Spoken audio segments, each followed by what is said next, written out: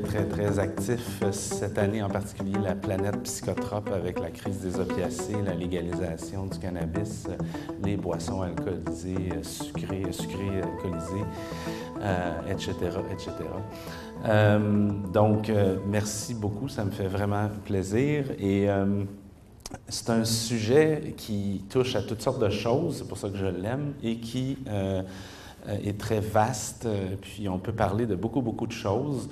Je vais essayer de rester structuré, mais ça se peut que des fois, pour ne pas oublier quelque chose, je parte sur une parenthèse en espérant ne pas me perdre et vous perdre, mais ça devrait aller.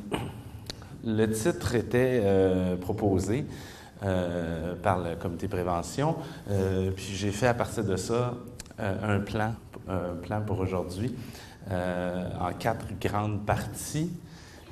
D'abord en parlant de notions de base sur la consommation puis sur le cannabis, parce que je pense que ces éléments de base-là sont essentiels pour avoir une réflexion approfondie, objective et nuancée sur la question notamment de la légalisation. Puis c'est des choses, je pense, qu'on devrait non seulement connaître pour parler de légalisation, mais connaître pour nos vies à chacune. Ensuite, je vais passer par un petit détour sur pourquoi légaliser. Donc, pourquoi légaliser le cannabis? C'est une question que plusieurs personnes se posent, puis je trouve qu'on n'a pas eu beaucoup de réflexion et de réponses par rapport à cette question-là. Un peu, mais pas tant que ça. Je trouve qu'il y a plein de réponses qui n'ont pas été apportées. Puis ça explique peut-être aussi pourquoi plusieurs personnes ont beaucoup de difficultés à comprendre pourquoi on est rendu là. Ensuite, je vais aborder des enjeux et défis de la légalisation. Je ne sais pas si je vais tous les aborder. En fait, non, parce qu'il y en a vraiment énormément. J'en ai prévu plusieurs. Je dirais ceux qui ont fait le plus débat. Et je vais prendre le temps de regarder ces enjeux-là. Puis terminer avec tout ce qui concerne la prévention, la réduction des méfaits, puis humblement des conseils aux parents. Qui viennent pas juste de moi, mais je vais terminer avec ça. Avant, évidemment, de prendre des questions, puis des commentaires, puis peut-être des plaintes. Je commence donc avec les notions de base. Je pensais que c'était intéressant de commencer par parler des motifs de consommation. Je trouve qu'on ne considère pas assez ça. Pourtant, c'est fondamental. Les motivations, les raisons pour lesquelles les gens consomment du cannabis, de l'alcool ou d'autres produits, c'est quand même fondamental. La motivation derrière un comportement, c'est important de la comprendre. Il y a plusieurs motifs qui sont évoqués pour justifier, expliquer la consommation par les gens qui consomment. En général, on peut regrouper pour n'importe quelle substance en 4 grandes catégories, mais pour le cannabis, il y a aussi une 5e catégorie qui est la créativité. Les gens rapportent des motifs de créativité. Mais sinon, les 4 grandes autres catégories, c'est essentiellement des motifs qui sont soit des motifs internes ou externes, ou des renforcements positifs ou négatifs. Je m'explique. L'être humain, en gros, on a 2 grandes forces pour agir, c'est fuir la souffrance puis aller vers le bonheur et le plaisir. Donc, les renforcements positifs, c'est ce qui nous amène du bonheur et du plaisir, puis les renforcements négatifs, c'est ce qui enlève la souffrance. Donc, quand on prend ces 2 catégories-là, avec les motifs qui sont plus internes ou externes, ça fait 4 grandes familles. La première, c'est amélioration. En anglais, on dit enhancement. C'est pour améliorer, par exemple, l'état, donc l'euphorie, pour le plaisir. C'est pas que ça va pas. Les gens disent, bien, ça va, là, mais j'ai envie de vivre un peu d'euphorie, d'avoir du plaisir. Donc là, on est dans la catégorie amélioration. Après ça, il y a socialisation. La socialisation, encore une fois, ici, c'est un renforcement positif. Externe, ça va pas, il n'y a pas de problème, là, c'est juste que ça facilite les rapports sociaux. Bien sûr, ça ne veut pas dire qu'il y a juste la consommation qui peut faciliter les rapports sociaux. Mais plusieurs consommateurs vont dire que, on le sait, l'alcool, le tabac et même le cannabis, là, c'est des lubrifiants sociaux qu'on dit, là, ça facilite la socialisation. Ensuite, il y a les motifs qu'on appelle de régulation de l'humeur, qui sont internes, mais là négatifs, qui visent, dans le fond, à réguler, à atténuer, à engourdir là, des émotions négatives, colère, tristesse, etc. Et aussi le conformisme, qui est évidemment externe, négatif, parce qu'on veut éviter d'être à l'écart, d'être à part, de ne pas être dans la gang, de ne pas être avec tout le monde. Parce que de facto, quand on ne consomme pas en société, puis que tout le monde consomme dans un party, on est de facto différent. Puis, juste à penser à l'alcool au Québec, dans un party en général, si on décide de ne pas boire de l'alcool, on est mieux de se préparer à se justifier, parce qu'on va se le faire demander. Pourquoi tu ne bois pas? Tu es fatigant? Non, ils ne disent pas ça, mais tu es enceinte, tu prends des médicaments. Ah, tu es un ancien alcoolique ou tu as un balai dans le cul?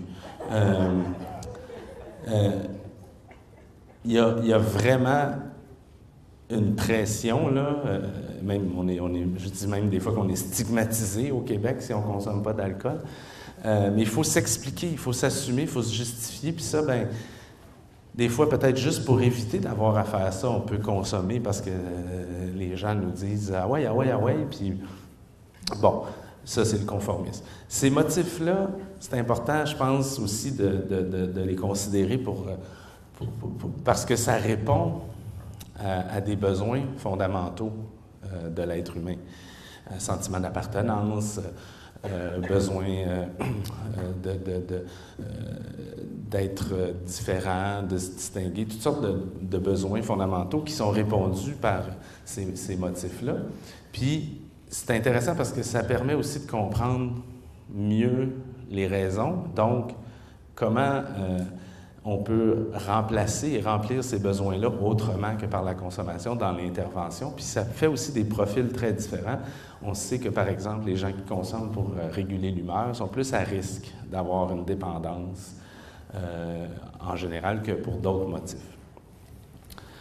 Ensuite, la loi de l'effet, je trouve ça très, très, très important aussi, qui est assez simple, qui dit que l'effet d'une prise de substance, que ce soit l'alcool, le cannabis ou autre, est tributaire de l'interaction entre le produit, évidemment, l'individu et le contexte.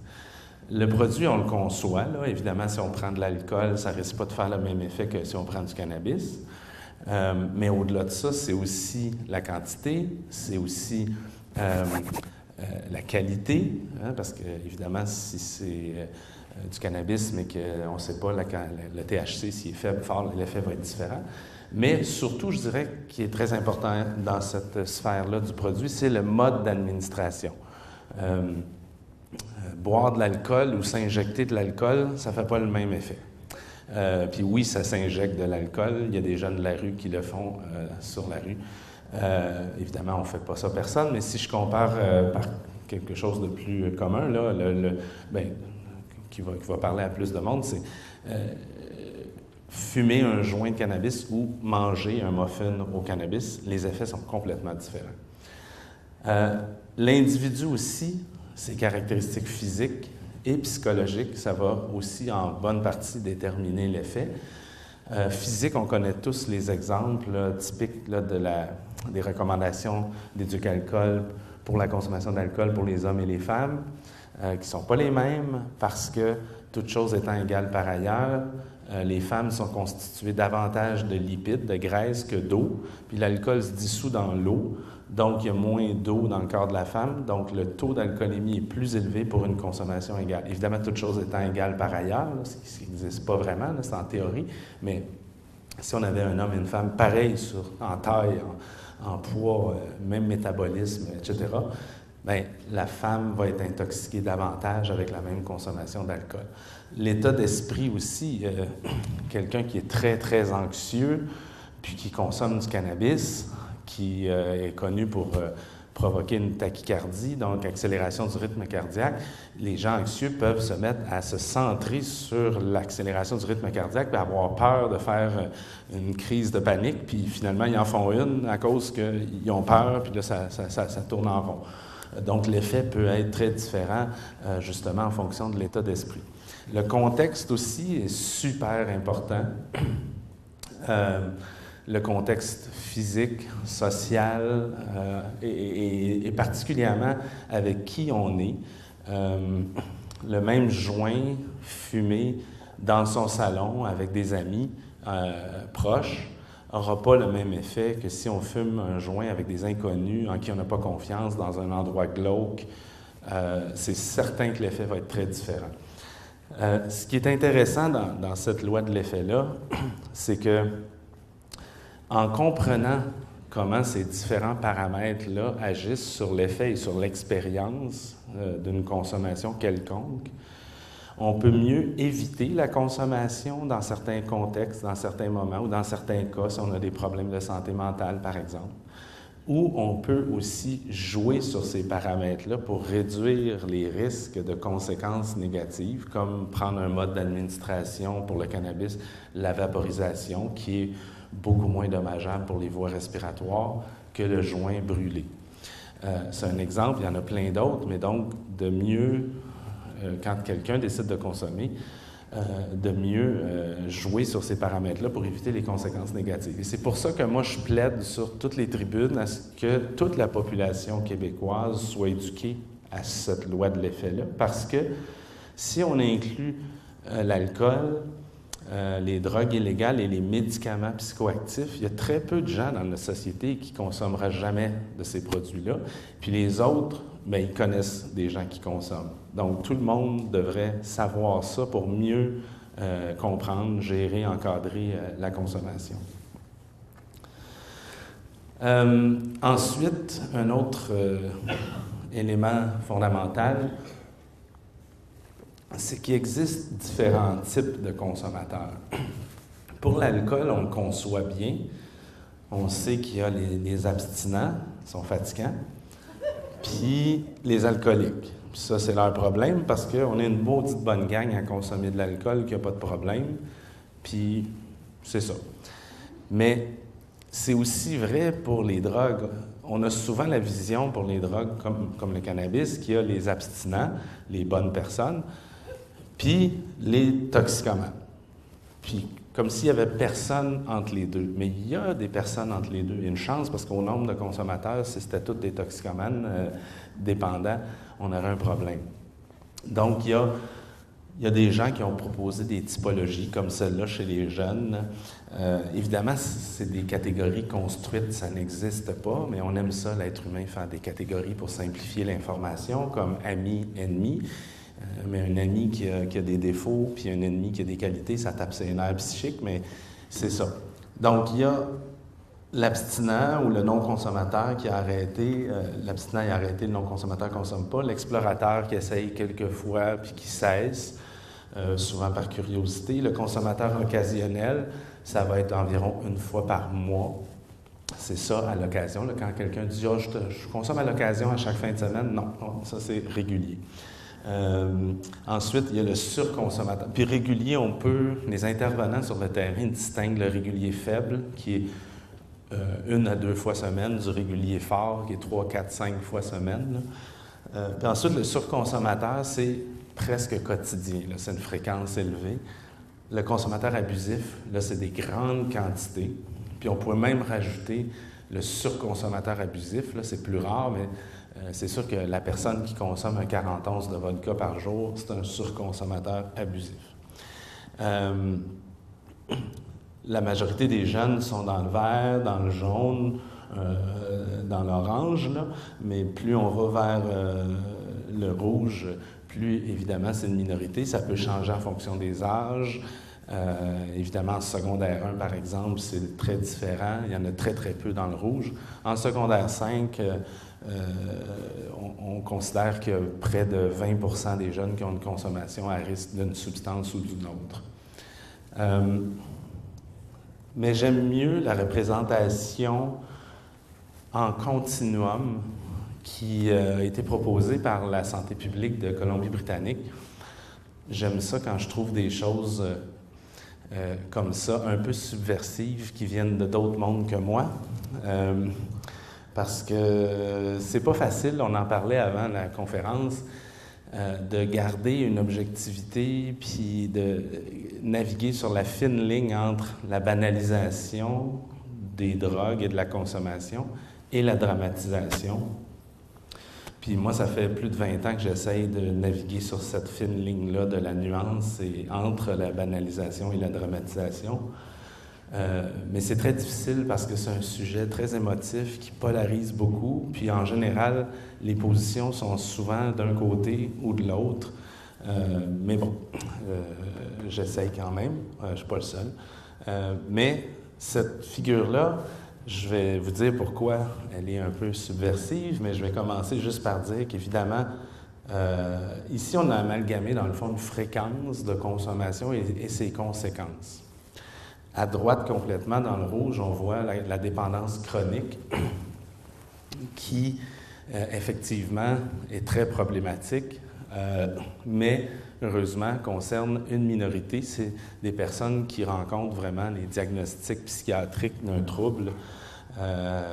On parle de peut-être autour de 5% de la population.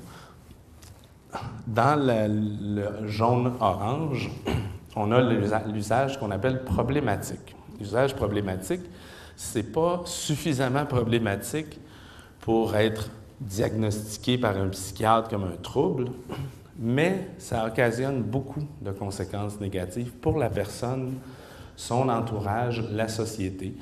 Par exemple, la violence, la conduite en état d'ébriété, des choses comme ça. Et ces consommateurs-là, par rapport aux dépendants, là, sont plus nombreux. Et donc, en termes de fardeau pour la société, c'est les usagers problématiques qui nous coûtent plus cher en services de soins, services de santé, services sociaux. Il y a aussi le vert, qui est ce qu'on appelle un usage non problématique. Non problématique, soit parce qu'il y a très peu de conséquences négatives, ou parce qu'il y a autant de conséquences négatives que positives. Et là, j'ai bien dit conséquences positives,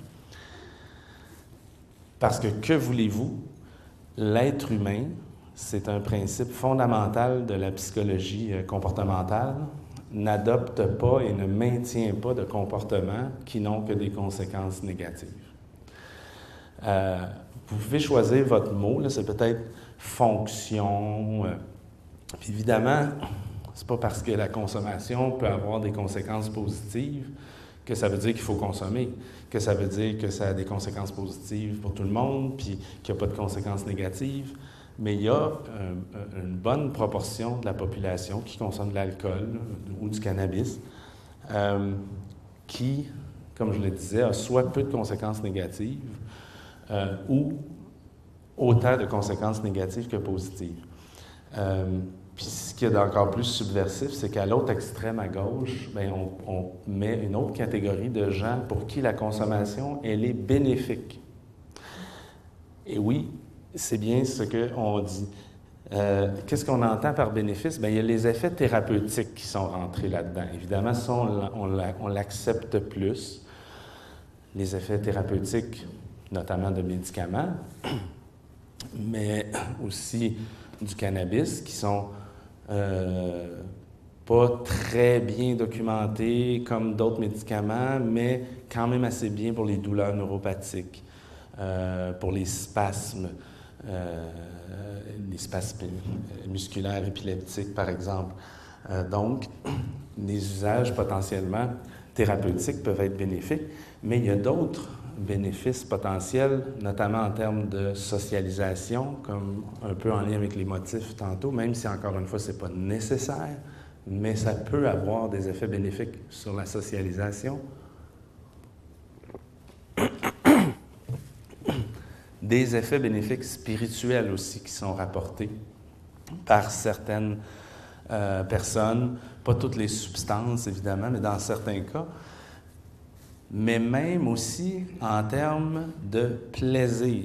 Et ça, on a de la difficulté comme société à le reconnaître, mais même les consommateurs de cigarettes, c'est documenté scientifiquement qu'ils en retirent, pas tous, mais certains, un plaisir.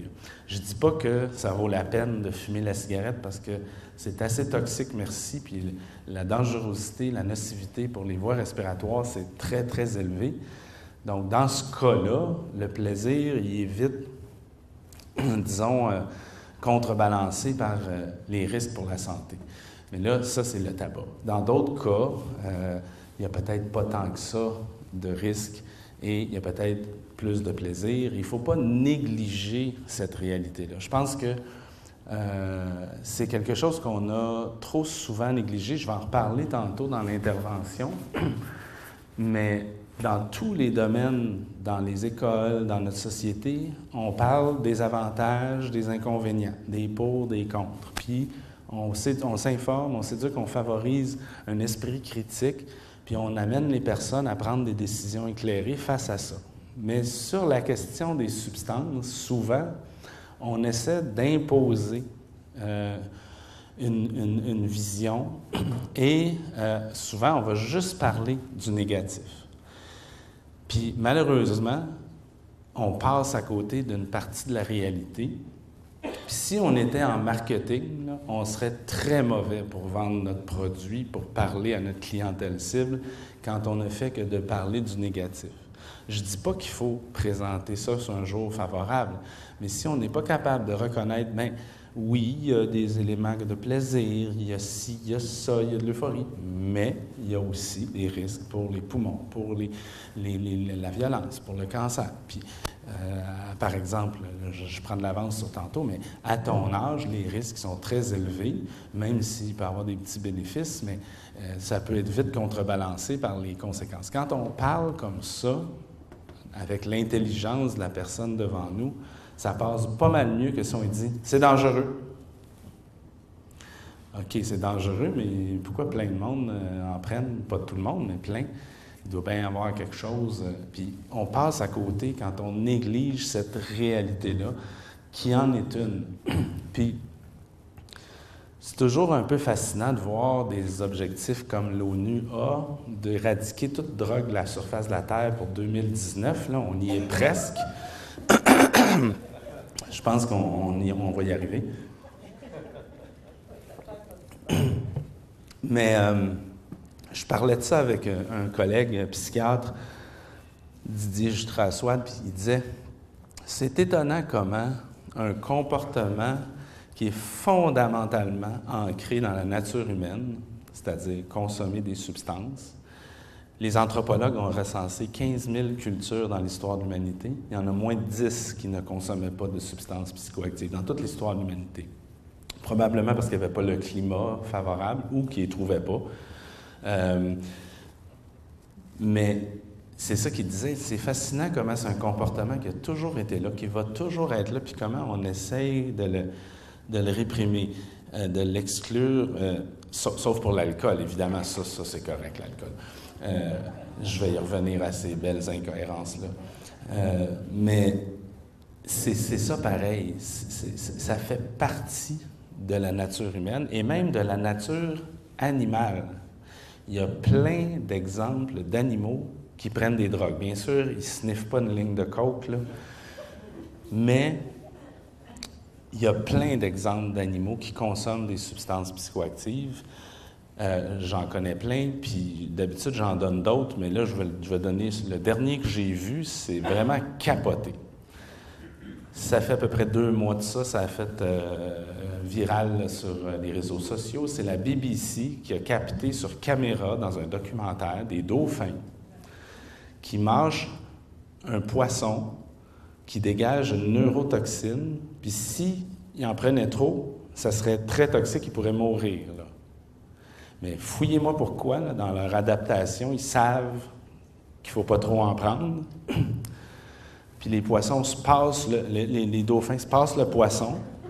Je vous le jure, là, ils se le passent, ils en mangent tout un peu, puis après ça, Ils sont tous dans l'eau, puis ils se frottent les uns sur les autres, comme s'ils étaient dans un rave sur l'ecstasy. C'est vraiment... C'est drôle, mais en même temps, je regardais ça, puis je me disais, c'est-tu des faibles, des immoraux, des drogués, des déchets sociaux, des victimes, des criminels? Poser la question, c'est y répondre. Mais bien sûr, il y a quand même un argument qu'il faut considérer. Les dauphins, je ne pense pas qu'ils soient bien stressés, pauvres, santé mentale, abusés sexuellement puis physiquement, comme on sait que plusieurs personnes qui développent des troubles de dépendance ont vécu. C'est sûr, mais ça nous montre justement comment, oui, c'est un comportement qui est là et qui va rester. Puis si on veut réduire les conséquences négatives associées à ce comportement-là, on est pas mal mieux de travailler sur le contexte de vie, la pauvreté. Je prends de l'avance sur plus tard, mais on se rend compte que les gens dépendants, là, qui ont des problèmes de dépendance chronique, souvent, il y avait un terreau fertile. Là. Il y avait eu souvent de l'abus, souvent des problèmes de santé mentale, évidemment,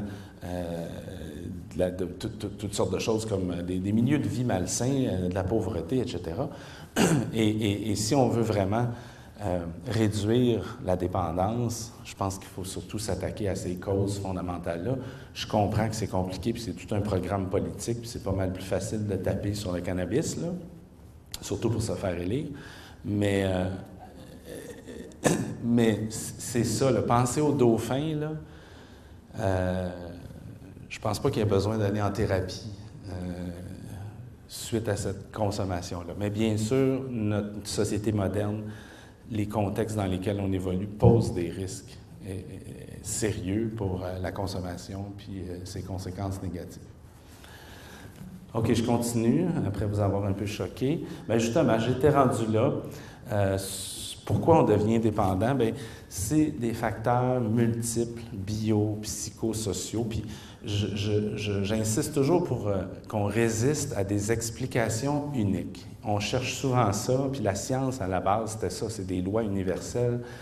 Mais dans bien des cas, ça n'existe pas des lois universelles. Les gens qui développent une dépendance peuvent avoir des trajectoires et donc les causes de leur dépendance peuvent être différentes. Certaines personnes, ça peut être pas mal strictement héréditaire, biologique. Pour d'autres, c'est peut-être davantage des traumatismes, comme je dis, abus sexuels, abus physiques. C'est le meilleur prédicteur de l'itinérance et de la dépendance. J'étais bien frappé d'ailleurs d'entendre qu'à Insight, le service d'injection supervisée à Vancouver, il y avait 70 % de la clientèle qui avait été abusée physiquement ou sexuellement dans son enfance. 70 %. Donc, on le sait que ce n'est pas les mêmes causes qui vont mener à la dépendance pour toutes les personnes. Puis, j'aime pas non plus quand on parle de ça comme une maladie, parce que c'est très réducteur. C'est pas comme une maladie physique là, qui a un syndrome précis. C'est un trouble. Puis on est dans une ère biomédicale où on est beaucoup dans des explications biomédicales. Puis on entend beaucoup parler de la dépendance comme étant une maladie du cerveau. Mais je trouve ça aussi très réducteur de ramener ça strictement au cerveau. Peut-être dans certains cas, mais même si on voit qu'une personne qui est dépendante a telle caractéristique au niveau du cerveau, c'est dur de départager. Est-ce que c'est vraiment la cause ou la conséquence ou c'est pas d'autre chose qui a fait ça? Bon, bref, c'est bien compliqué, mais je résiste tout le temps à parler de ça comme une maladie, comme ayant des causes uniques, un gène, là, puis aussi, pardon, de dire que c'est une maladie du cerveau. Ça l'est peut-être dans certains cas, mais vraiment faire attention. Parmi les explications de la dépendance, il y en a plusieurs. Il y en a quand même une que je trouve intéressante d'un point de vue psychosocial, qui s'appelle le cycle de la dépendance, qui se résume en disant que, dans le fond, dans la vie, on vit tous des angoisses, du stress, des inquiétudes. Puis face à ça, dans le meilleur des cas, on va agir, on va évaluer la situation, puis agir sur ce qui, soit sur nous, soit sur l'environnement, pour faire en sorte que les causes de ce stress-là, de cette anxiété-là, que ces malaises-là s'estompent. Puis, dans ce contexte-là, on résout nos problèmes, puis on a confiance en soi, puis on a une estime de soi. Mais souvent, il n'y en a pas de solution permanente. Il y a des fois des situations qui ne se résoudent pas vraiment.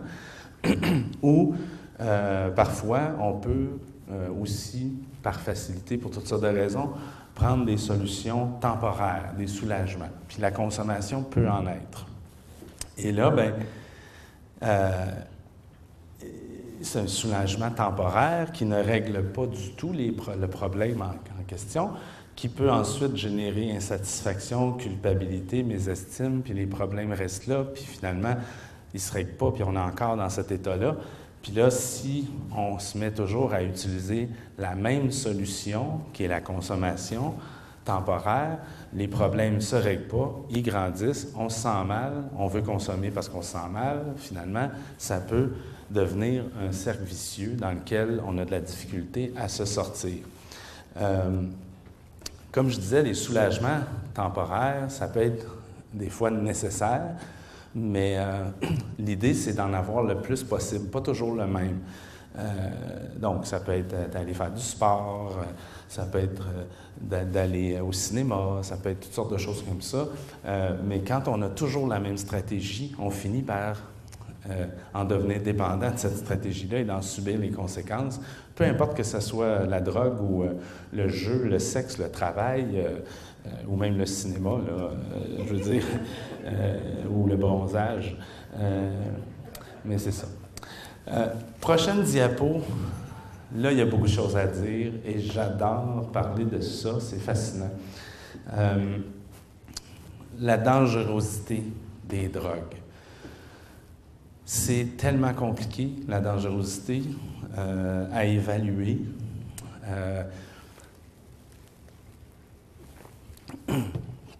Parce que quand on parle de dangerosité, est-ce qu'on parle de risque pour la santé physique? Est-ce qu'on parle de risque psychiatrique?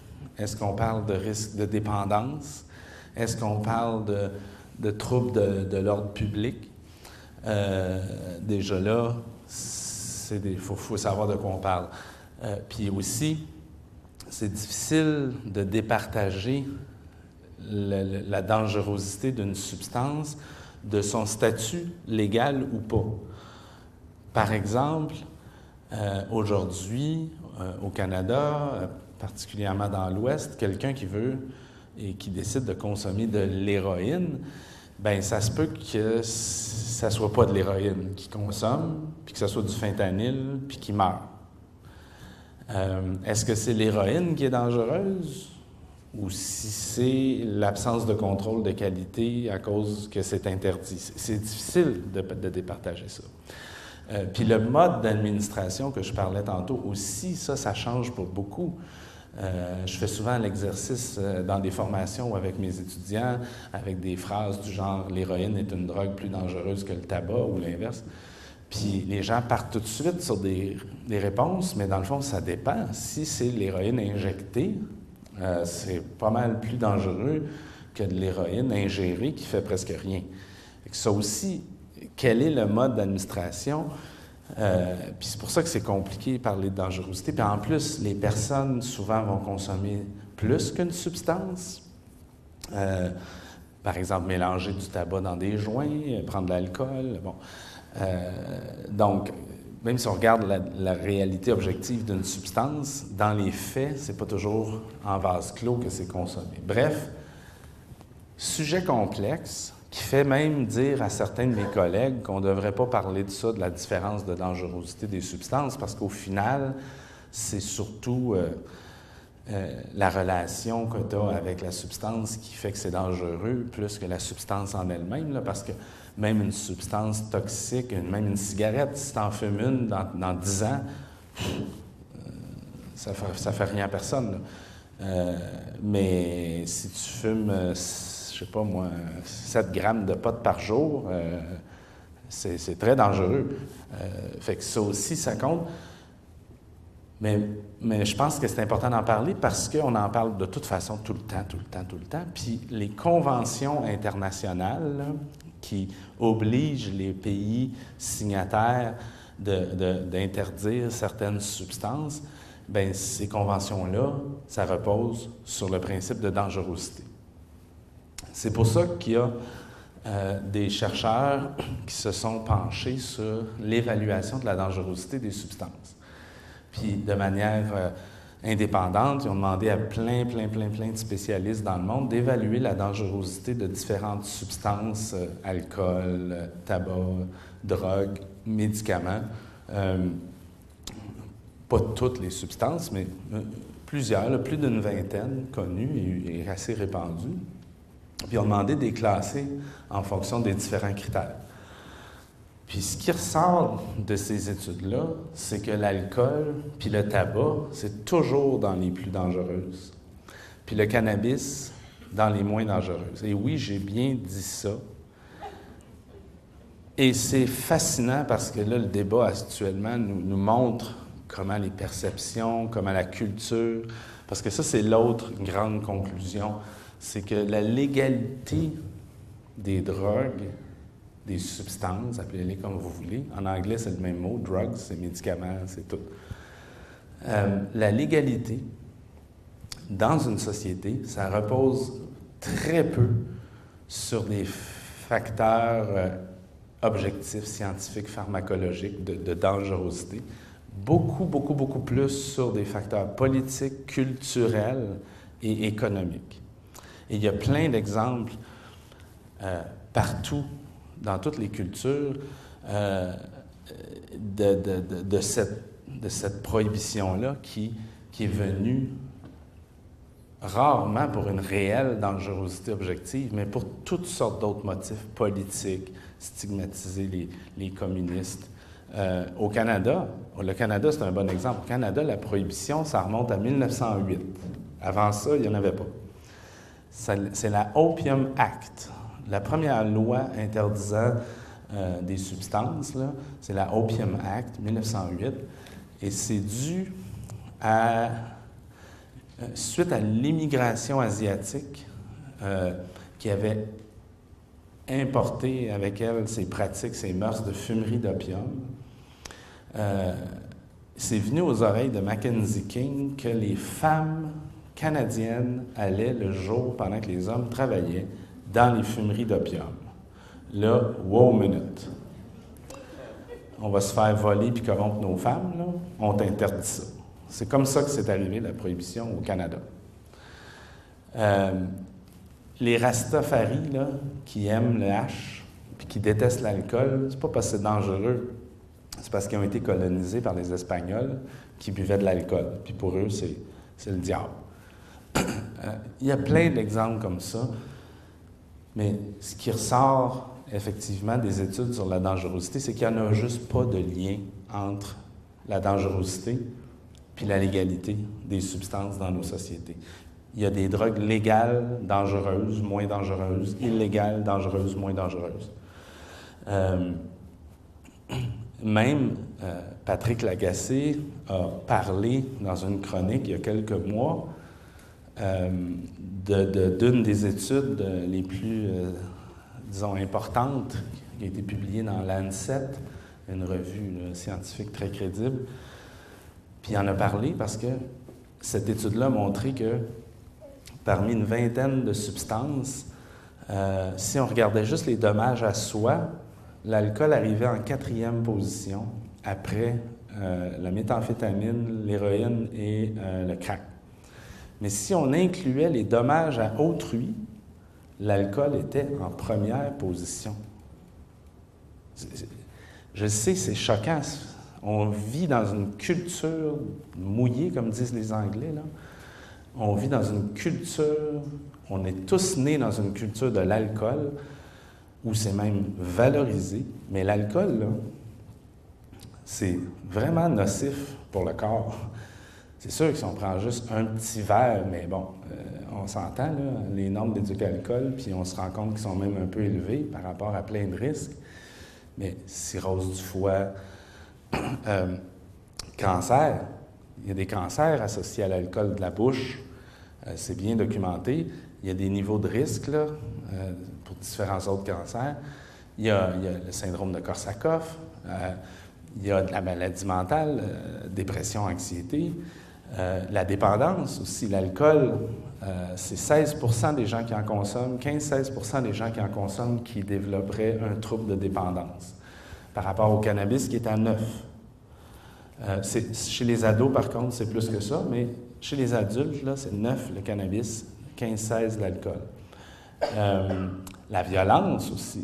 L'alcool, c'est démontré là, en études expérimentales, en laboratoire. Là, on assigne aléatoirement des gens, puis même chez des gens non violents, face à une frustration sous intoxication de l'alcool, ça peut rendre violent. Ce qui n'est pas le cas de bien d'autres substances, qui sont plus souvent des amplificateurs de la personnalité. La personne violente, elle va l'être plus peut-être, là, mais... Puis il y a aussi des morts. L'alcool tue bien du monde, là. Il y a bien du monde aux urgences à tous les jours à cause de l'alcool. Athéna Gervais n'est pas morte sur le pot, là. Le pot aussi, ça peut tuer de manière indirecte. Mais il n'y a pas d'overdose documentée dans l'histoire de l'humanité du cannabis. Puis l'alcool, il y en a maudit.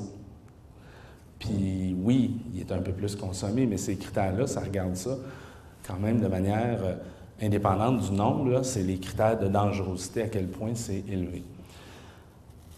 À chaque fois que je parle de ça, je sais, on a de la misère à l'enregistrer parce que, comme je le disais tantôt, on est dans une société où l'alcool, c'est valorisé. Où si tu ne consommes pas d'alcool, tu es stigmatisé. Alors que le cannabis, c'est l'inverse, c'est ceux qui en consomment qui sont stigmatisés. Moi, j'ai eu la chance d'être en commission parlementaire pour conseiller le gouvernement sur le projet de loi 157 sur le cannabis. Puis 3 mois plus tard, j'étais là pour le projet 170 sur l'alcool. Hallucinant. Dans un cas, premièrement, il n'y avait absolument personne de l'industrie du cannabis qui était bienvenu. C'est le diable. Pas un. Pour l'alcool, c'était presque juste ça. Il n'y avait presque personne de santé publique. C'était les bars, les brasseurs, les restaurants, les tavernes, les pubs. Même, il y avait même un député, membre de la commission, qui est issu de l'industrie. Puis là, du côté du cannabis, on est super strict. On va en parler des enjeux, là. Puis c'est bien d'être quand même prudent. Mais il ne faut pas capoter, là. Parce que si on l'est trop, on va avoir des effets pervers, on va ramener à la prohibition, je vais en parler tantôt. Mais pour l'alcool, on est déjà dans une société où c'est vraiment relax, là. On a des publicités partout, là. Imaginez les publicités à télé là, d'alcool, changez ça pour du pot, là. Ça passerait pas. Puis, juste les recettes pompettes, puis je suis pas quelqu'un de prude, là. J'ai pas de problème qu'on boive du vin, à tout le monde en parle, puis aux enfants de la télé, même si mon étudiant africain, il dit, lui, ça l'a frappé. Écoutons, il y a de l'alcool partout à la télé. Mais une émission comme les recettes pompettes, que tu as des vedettes valorisées qui se pètent la face en buvant 14 shooters, je l'ai compté, là. Xavier Dolan, en 30 minutes, 14 shooters, Chris. Puis j'ai écrit sur Twitter, puis ils m'ont dit « Ouais, mais ils sont dilués. » Personne ne le sait. Puis c'est sur... ça dure 1 heure, l'enregistrement. « Ouais, mais quand tu regardes l'émission, c'est 30 minutes, 14 shooters. » Puis c'est des vedettes super valorisées qui font quoi? Qui valorisent l'abus de drogue. Puis moi, je ne connaissais pas ça, les recettes pompettes. C'est un de mes collègues à l'université qui m'a dit « T'as-tu vu ça, la parodie des recettes pompettes de Martin Périsolo puis Adib Al-Khalidé, les recettes ça à mettre? » Je dis « Non, c'est quoi les recettes pompettes? » Il dit « Ben c'est une émission, là. Ils boivent, là, puis... mais là, va voir la parodie, c'est drôle. » Fait que moi, je vais voir la parodie. Allez voir ça. Les recettes ça à mettre. D'ailleurs, j'en parlais au début parce que dans le sketch, il est dans sa zone d'éclairage, puis il dit « Hey, si tu ne m'amènes pas de la mettre, je sors de ma zone d'éclairage. » En tout cas, je l'ai trouvé bien drôle. Mais je regarde les recettes à mettre, puis là, je trouve ça drôle. Fait que là, je dis « Je vais aller voir la vraie émission. C'est la même affaire. C'est pareil. C'est juste pareil. C'est la même chose. C'est juste que là, au lieu de se saouler, ils prennent du pot, de la coke, de l'ecstasy, du speed, de la crystal meth, puis ils font du craft dinner, puis bon. Mais là, c'est là que tu vois l'absurdité d'avoir une émission comme les recettes pompettes, d'avoir des publicités, hein, deux amis sur un balcon un dimanche après-midi qui boivent du fort, puis l'ami a dit « Ah ouais, donc, prends-en. »« Ah non, tu sais, parce qu'elle se souvient qu'elle a vomi. » Puis l'autre a dit hey, « C'est pas parce que tu as vomi il y a 10 ans que tu peux pas aimer ça aujourd'hui. »« Ah ouais, donc. Ah, OK. » Tu sais, c'est... Moi, je suis radical. Jeux, drogue, alcool devraient avoir zéro publicité. Pourquoi faire la promotion du vice humain, là? C'est correct. On a déjà une tendance à ces affaires-là, à prendre du risque, puis prendre des substances. Pas besoin d'en faire la promotion. Mais c'est ça. Bref, l'incohérence là, dans notre société entre l'alcool puis le cannabis, en tout cas, c'est frappant. Il y en a plein. Je vais en parler tantôt dans les enjeux de la légalisation, mais il y en a vraiment plein. Puis je parlais avec une journaliste du Globe and Mail qui va en parler bientôt. On se rend compte que le cannabis, ça n'a rien à voir avec l'alcool pour le cerveau, mais personne ne parle de ça. Le cerveau de nos adolescents, là, on devrait capoter bien plus pour l'alcool, c'est bien plus répandu.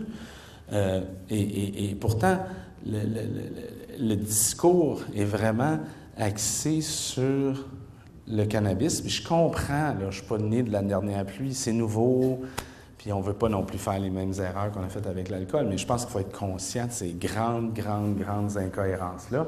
On le voit notamment aussi par, là je prends de l'avance sur l'enjeu de la conduite avec les capacités affaiblies par le cannabis. Je ne veux pas minimiser ça, là, mais c'est tolérance zéro. L'alcool, c'est 0,08. Pourquoi, au juste?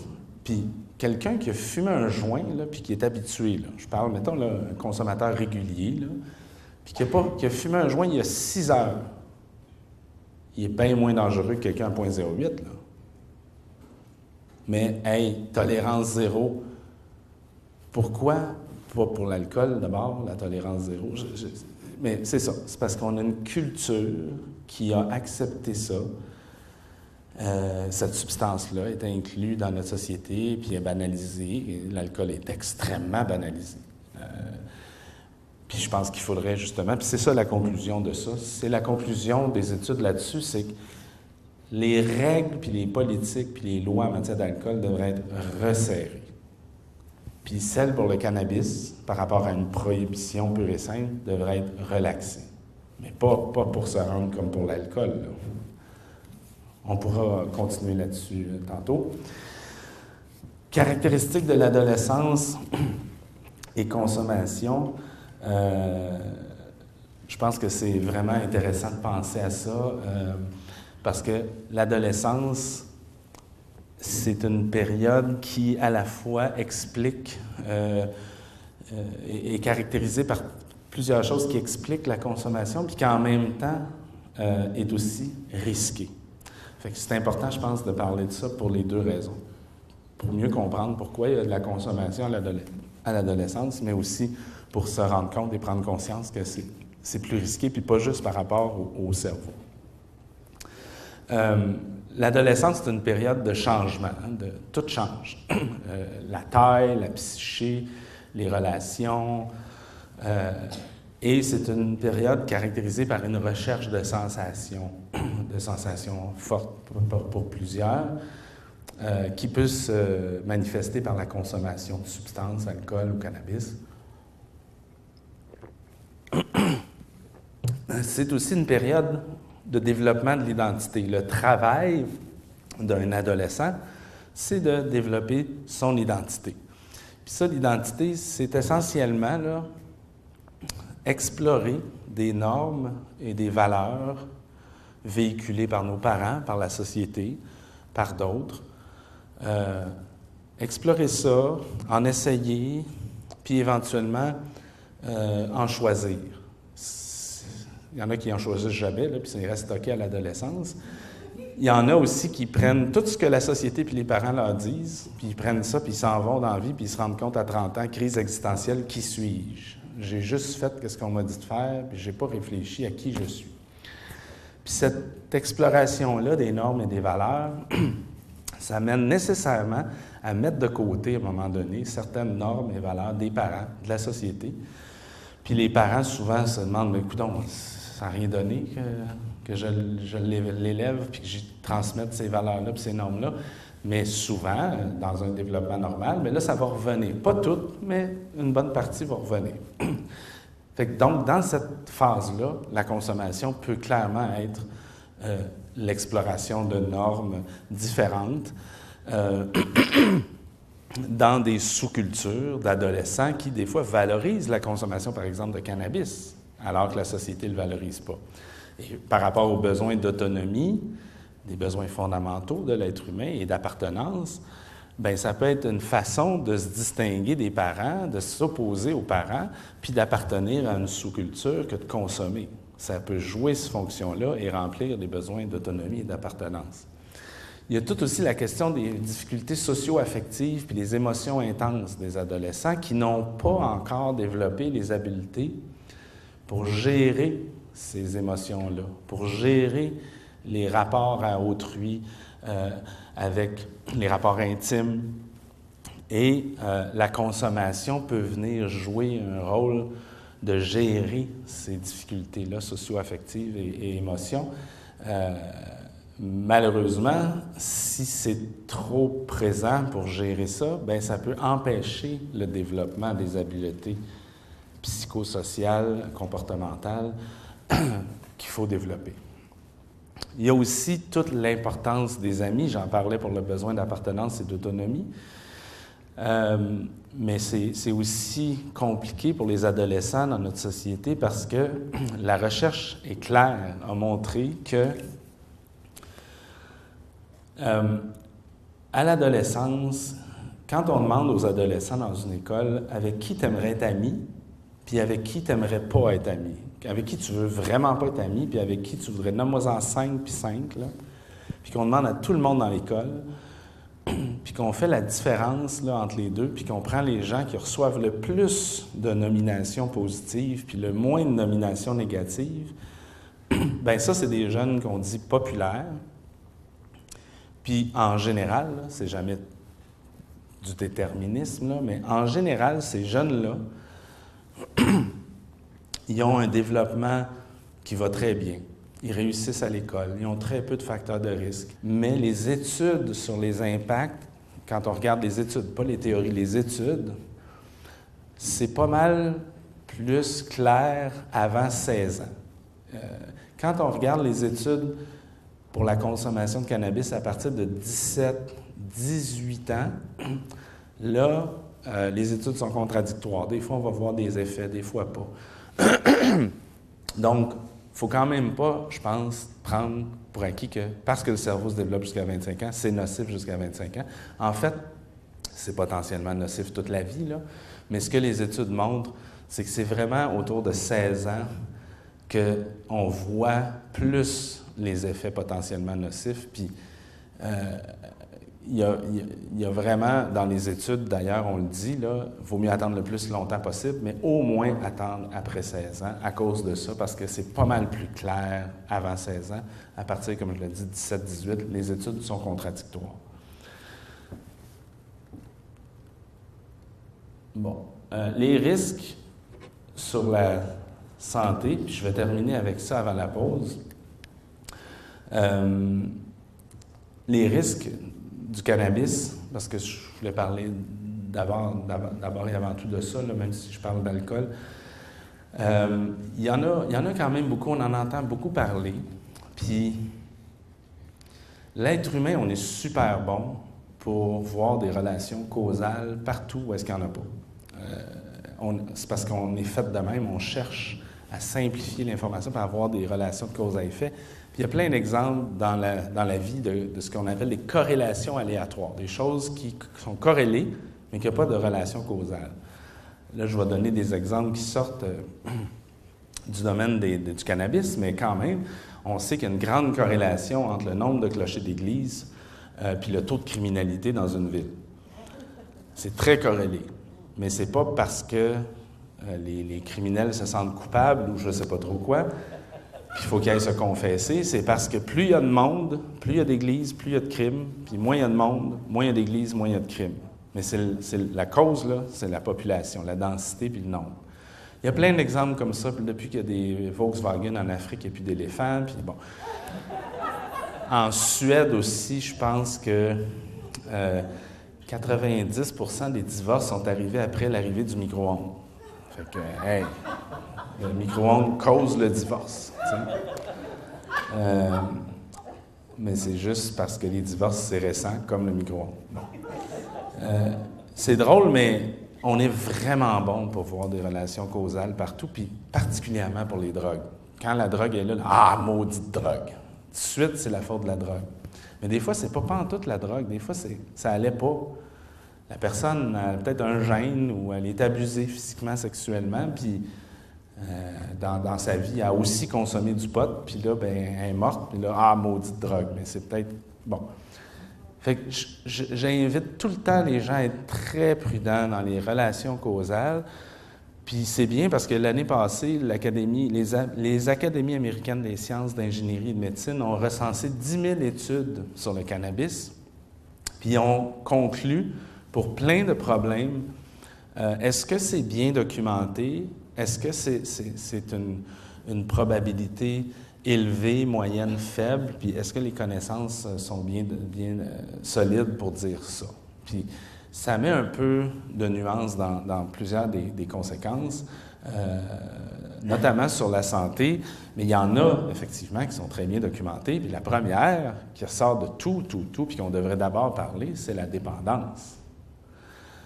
Juste à l'adolescence, il y a une étude qui montrait qu'un adolescent qui consomme du cannabis, il y a 9 fois plus de chances d'être dépendant que de développer une psychose. 9 fois. Fait qu'on devrait d'abord parler de dépendance. Il y a aussi, j'en ai parlé tantôt, les problèmes respiratoires qui sont quand même assez bien documentés, les bronchites chroniques chez les consommateurs fréquents, là. Mais je tiens à souligner qu'il n'y a pas de lien avec le cancer. Puis ça, là, pas grand monde, puis c'est pas moi qui le dis, là. Allez le voir par vous-même. D'ailleurs, il y a eu un résumé qui a été fait dans la presse, ça s'appelle « Le pot pour les nuls ». Facile à retenir. Puis, même le chercheur qui a fait toutes ces études-là, c'est M. Tashkin aux États-Unis, il ne comprenait pas lui-même, là. Puis il ne voyait pas de lien, même chez des consommateurs réguliers, quotidiens, avec le cancer. Il y a d'autres conséquences, mais pas le cancer. Puis il ne comprenait pas, parce qu'on l'a presque tous entendu, que la fumée du cannabis contient environ 3 fois plus de produits cancérigènes que la fumée de tabac. Fait que c'est contre-intuitif. Mais il y a 2 hypothèses qui expliqueraient ça. C'est que la fumée du tabac est beaucoup plus fine. C'est des particules très, très fines, et donc ça va plus loin dans les alvéoles, dans les poumons, tout ça. Faites juste regarder si vous...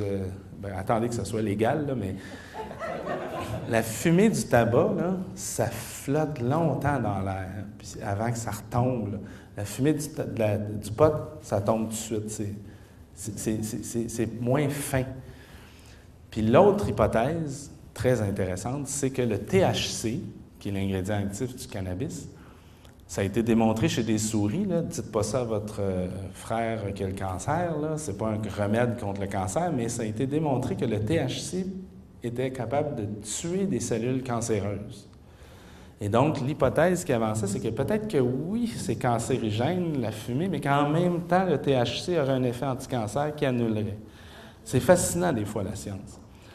Bien sûr, il y a aussi des accidents qui peuvent être causés par le cannabis, toutes sortes d'accidents, incluant au volant d'un avion ou d'une voiture. Il y a des risques cardiovasculaires aussi, d'infarctus du myocarde, par exemple, et d'AVC, mais c'est bien documenté, mais il n'y a pas beaucoup d'études, puis c'est chez des personnes à risque, donc ça concerne un petit segment de la population. Il y a des bébés de petits poids chez les mères qui consomment, qui étaient quand même assez bien documentés. Dépression et anxiété, c'est pas si bien documenté que ça, mais il y a des liens quand même de plus en plus convaincants avec la dépression, mais à long terme. C'est pas, ça vient pas tout de suite, c'est une longue consommation. Puis bon. Puis psychose et schizophrénie, bien, on en a entendu beaucoup parler. Effectivement, la science est très claire sur le fait que des individus à risque de schizophrénie, de psychose, qui ont par exemple des gens dans la famille qui ont ces problèmes de santé mentale-là, plus ils consomment tôt et en fréquence élevée, plus ils peuvent déclencher la schizophrénie rapidement. On parle d'une moyenne de 3 ans plus tôt. Elle peut aussi être plus grave. Elle n'aurait même pu ne pas se déclencher, puis que la personne aurait été peut-être un petit peu en difficulté, là, mais sans qu'il y ait ce problème-là. Par contre, chez les personnes qui ne sont pas vulnérables et à risque, prédisposées, disons, à développer une psychose ou une schizophrénie, c'est pas clair. Il y a des débats dans la littérature scientifique là-dessus.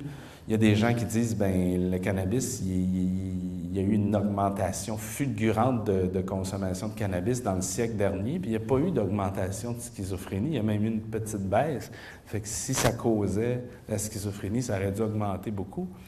Mais là, il y en a d'autres qui disent, oui, mais on est beaucoup meilleur pour les détecter et intervenir précocement, fait que ça fait qu'on les traite. Donc, la conclusion, c'est soyons prudents, mais concluons pas de manière, là, puis faire peur à tout le monde, qu'un ado qui consomme, puis ça, je vous invite à éviter tout le temps le déterminisme, puis ça, c'est répandu, là, même les chercheurs oublient des fois que c'est toujours en général, il y a un lien, mais ça concerne qui?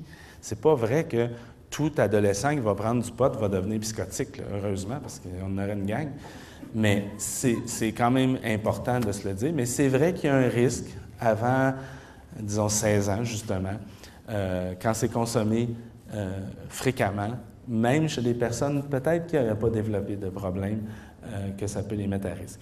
Puis, j'en profite d'ailleurs, avant de l'oublier, pour faire aussi une autre critique face à tout ce qu'on entend sur les conséquences, puisque les chercheurs oublient souvent.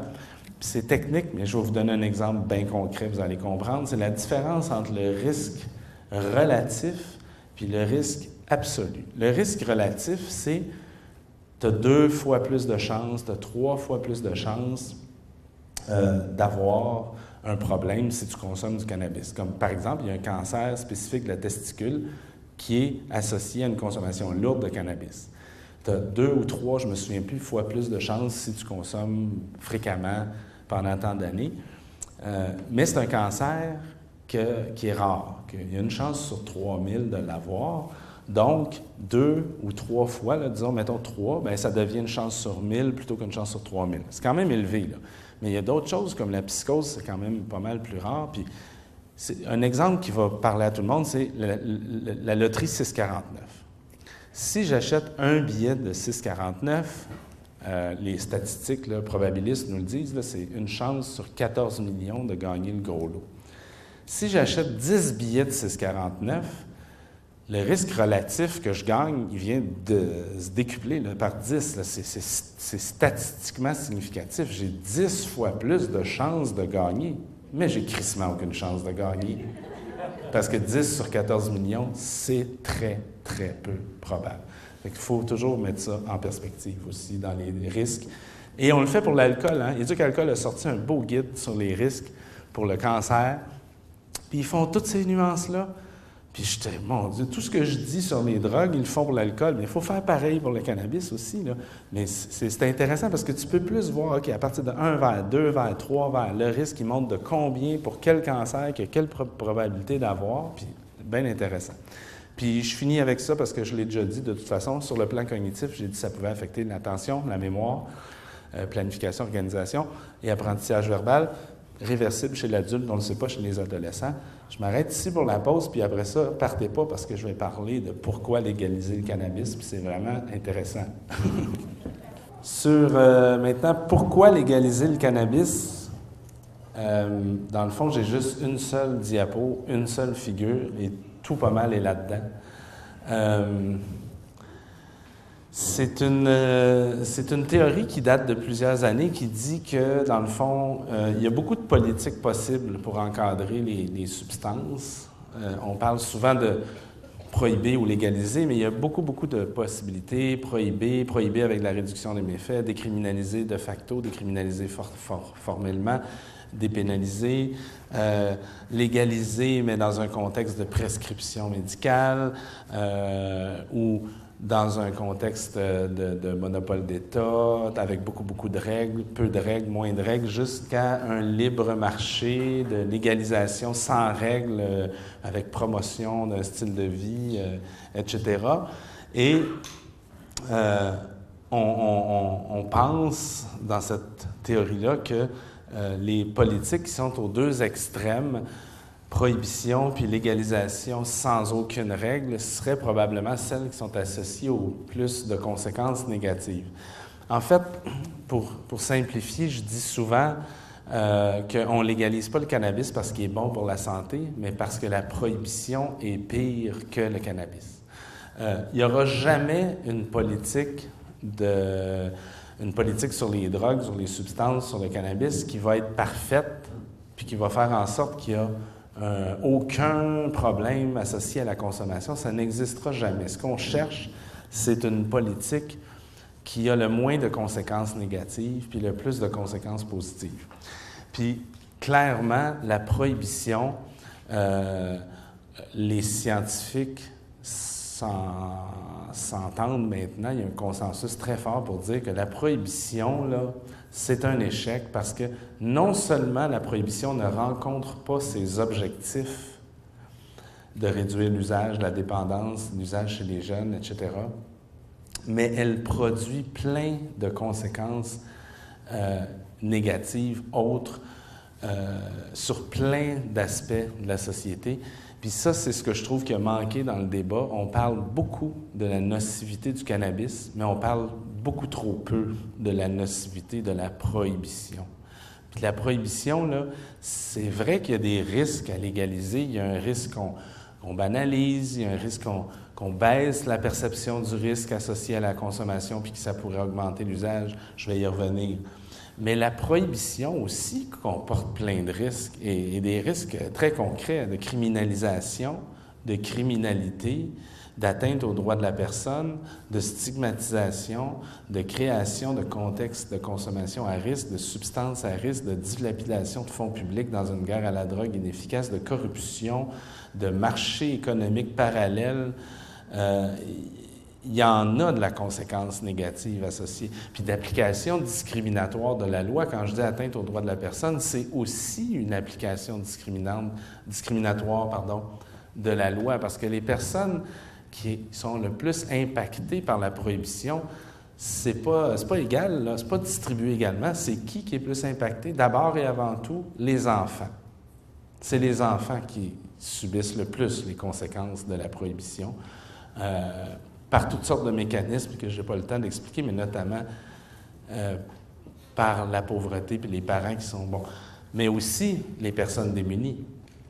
Les personnes démunies puis les personnes racisées, il y a clairement un désavantage dans l'application de la loi pour les personnes socio-économiquement et démographiquement défavorisées.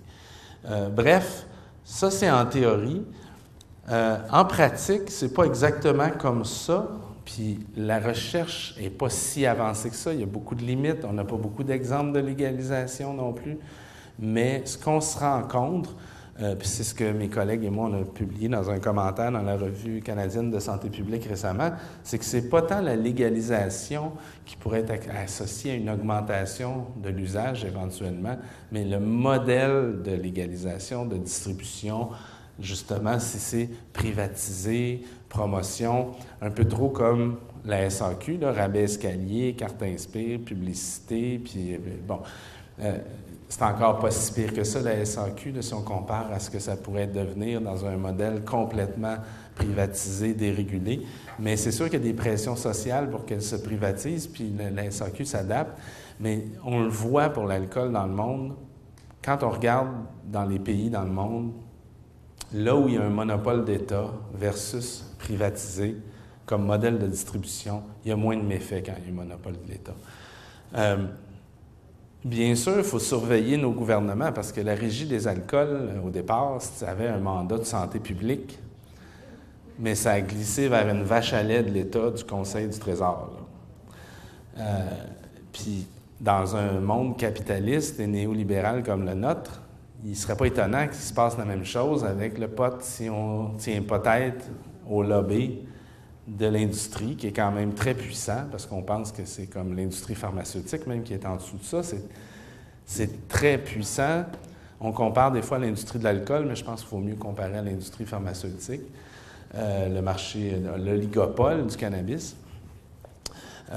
Mais en gros, là, c'est que prohibition puis légalisation sans règle, c'est pas nécessairement une bonne idée. Il y a quelque part dans le milieu, dans une logique de santé publique, qu'on pense qu'il y aurait le moins de conséquences négatives. Et c'est pour ça qu'on n'en vient qu'à légaliser. Pas parce que le cannabis est sans risque, au contraire. Puis il y a d'autres choses qui sont légales puis qui posent des risques, mais qu'on encadre pour la santé. Je pense notamment aux armes à feu, évidemment, elles ne sont pas super répandues, mais c'est un exemple. Mais je pensais aussi à la viande.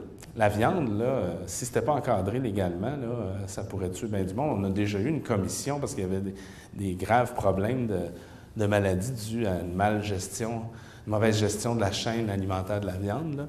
Là. Et tant qu'à pousser, vous l'avez vu, ces discussions-là, ces arguments-là, combinés à la crise des opiacés qu'on voit, ont amené le sujet de la décriminalisation, voire la légalisation d'autres drogues. On en entend parler. On a 2 partis fédéraux qui ont comme position de décriminaliser l'usage des drogues. On a, puis le Portugal l'a fait d'ailleurs en 2001, décriminaliser toutes les drogues.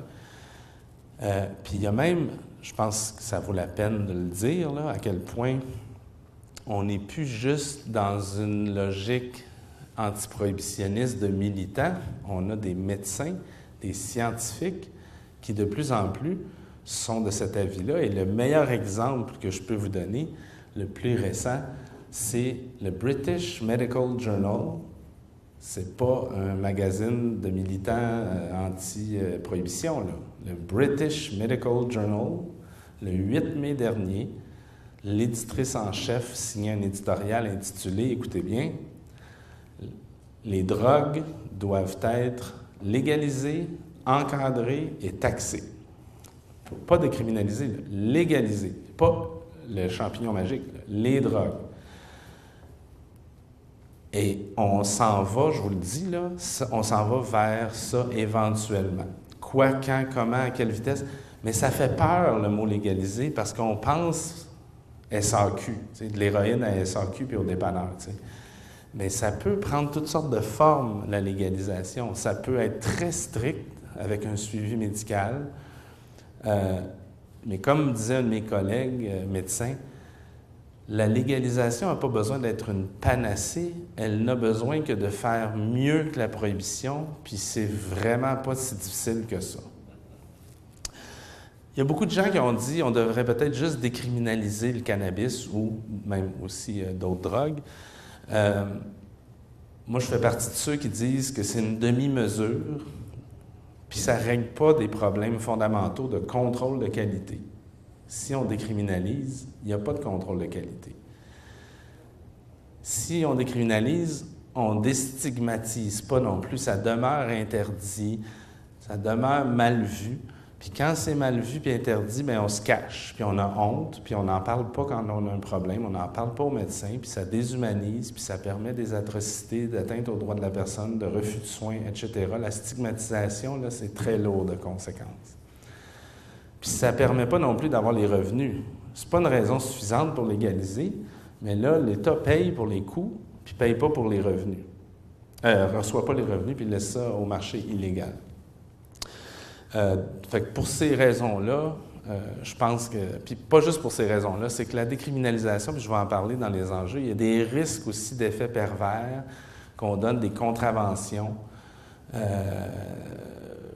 Et c'est ce que le sénateur Nollin disait dans son rapport au début des années 2000. Il vaut mieux légaliser le cannabis parce que si on fait juste le décriminaliser puis qu'on donne des contraventions, ça peut être quasiment pire que la prohibition parce que sous la prohibition, les risques, ça dépend où, là, à Trois-Rivières, sont un peu plus élevés qu'à Montréal, là, mais c'est pas une blague, là, au Québec, c'est à Trois-Rivières où tu as le plus de chances de te faire arrêter pour possession de cannabis.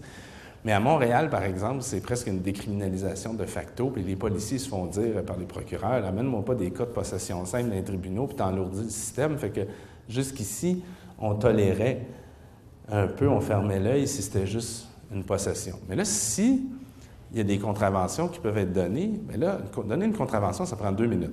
Fait que là, on va peut-être voir ça, une contraventionnalisation. Puis qui reçoit les contraventions? C'est pas le PDG dans son salon. C'est le jeune, le marginal, santé mentale, itinérant. Encore une fois, une application discriminatoire. Donc, la décriminalisation, ça a tous ces risques-là. Puis, je ne veux pas oublier aussi de revenir sur peut-être le début de la consommation, parce que j'entends beaucoup dans les arguments par rapport aux politiques, aux interventions en matière de drogue, des gens dire « ben tant pis, il a pris de la drogue, qui paye pour, c'est son problème. » On parle même aussi de la dépendance comme étant une self-inflicted disease, une maladie auto-infligée. Puis que la consommation peut avoir des conséquences négatives, puis que c'est des conséquences auto-infligées. Puis il y a eu des débats dans l'histoire, là. Il y a eu un projet de loi à un moment donné en Angleterre pour interdire des pontages puis des interventions à quelqu'un qui fume la cigarette. La deuxième intervention refusée. Bon, ça n'a pas passé. Mais il y a tout ce débat-là. Mais à un moment donné, ça nous ramène à qui n'a jamais péché, lance la première pierre aussi, là. On a tous des comportements qui ne sont pas tout le temps optimaux. Des fois aussi, il y a l'influence du contexte, là. On a beau mettre tout sur la personne, mais des fois, le contexte est très fort pour déterminer nos comportements. On n'est pas totalement dans un libre arbitre indépendant du contexte. Puis, bien des gens qui consomment et qui ont eu des problèmes, si on avait passé par le même chemin, peut-être qu'on serait pire qu'eux. On a tous des comportements risqués, puis même, j'adore le proverbe qui dit « Qui vit sans folie n'est pas si sage qu'il croit ».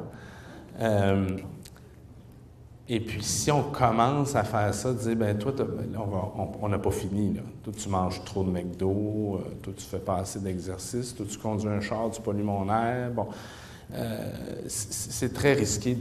Je pense qu'il faut voir les consommateurs comme des personnes qui font partie de notre société, puis qu'il faut accepter sans, je dis pas, là, sans limite puis sans règle, là, mais voilà. Donc, voilà pourquoi on est rendu non seulement à avoir des militants, mais des médecins, des scientifiques, des gens en dépendance en santé publique qui pensent que la prohibition est un échec, puis il faut essayer d'autres choses. On verra, on va ajuster, mais il faut essayer autre chose. Là, ça fait 40 ans d'échecs qui ruinent notre monde, là. Voilà. Mais ça pose des enjeux et des défis, effectivement, beaucoup d'enjeux et de défis, même si je reprends souvent les propos de ma collègue Laurence Darcy qui dit c'est un peu comme le bug de l'an 2000, là, tout le monde capote, mais il ne se passera pas grand-chose au lendemain de la légalisation, là. On entend beaucoup les anecdotes catastrophiques montées en épingle au Colorado, là, mais dans les faits, ça se passe quand même relativement bien. Il n'y a pas d'apocalypse, là. Il y a quand même des défis qui vont se poser. On verra comment on gère ça. Mais c'est pas non plus comme si tout d'un coup, le cannabis allait arriver dans notre société, là. Il existe déjà, le cannabis. Il est déjà présent.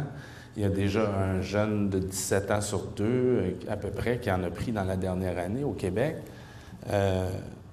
Et donc, je pense qu'il faut là aussi rester nuancé. Puis bon, les enjeux, il y en a beaucoup.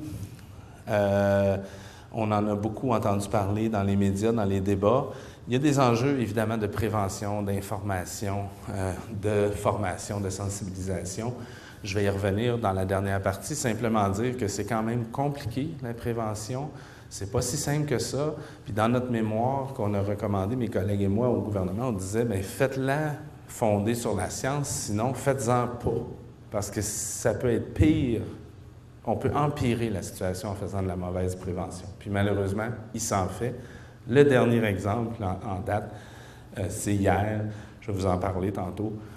C'était dans le journal d'ailleurs aujourd'hui. J'ai été interviewé là-dessus avec d'autres personnes de l'Association de santé publique sur une nouvelle capsule de la Maison Jean Lapointe. Là, ça n'a pas de bon sens. C'est dis non aux potes, mais oui au beer pong. Je vais y revenir. C'est pas ça que ça dit, là, mais c'est ça que ça dit. Il y a beaucoup d'enjeux de production. J'en ai parlé tantôt, oligopole. Bon, je ne veux pas rentrer là-dedans trop, contrôle de qualité. On pense que ça va être possible, mais il y a quand même des limites à ça, surtout avec une grosse industrie très puissante qui a des fois des ressources plus importantes que Santé Canada peut en avoir. La microproduction, on est plusieurs à dire depuis le début, il faut permettre la microproduction des petits producteurs, pas juste d'avoir des grosses compagnies, puis un oligopole. Puis là, on l'a permis, mais on prédit tous les experts que dans 2-3 ans, ils vont être achetés par les gros, puis il n'y en aura vraiment pas vraiment plus. L'autoproduction, ça a fait beaucoup de débats. Est-ce qu'on devrait pouvoir produire son propre cannabis à la maison? On entend là aussi beaucoup de mythes de maisons qui moisissent puis de plafonds qui tombent. C'est vrai qu'une serre hydroponique de Hells Angels dans un bungalow destiné à une production industrielle, ça moisit des maisons, ça scrape des bungalows. Mais 2 plants de tomates dans une maison, 2 plantes, là, c'est pas ça qui fait ça. On a aussi eu les policiers qui ont dit en commission parlementaire, c'est compliqué de contrôler ça, 4 plans. Mais c'est compliqué de contrôler 2 puis 0 aussi, là.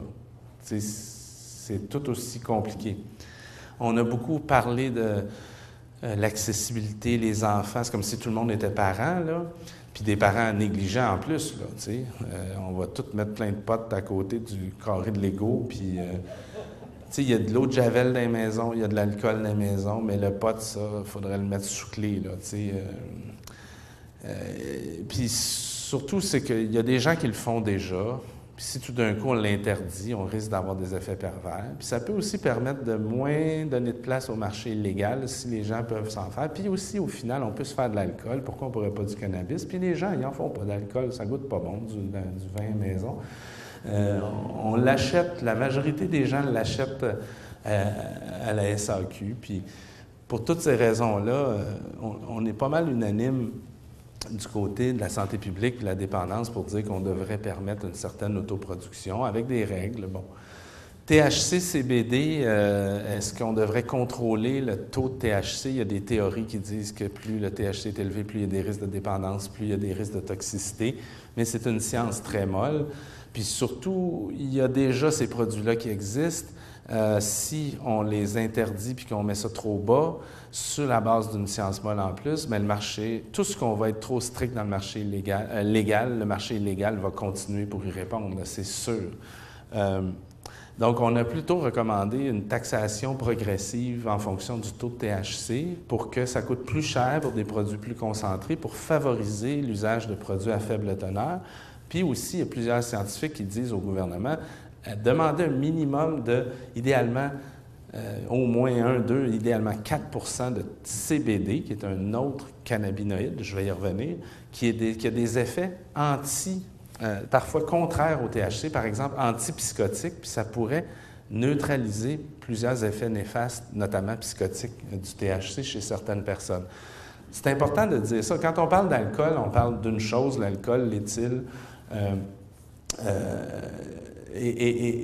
mais dans le cannabis, il y a plusieurs cannabinoïdes, là.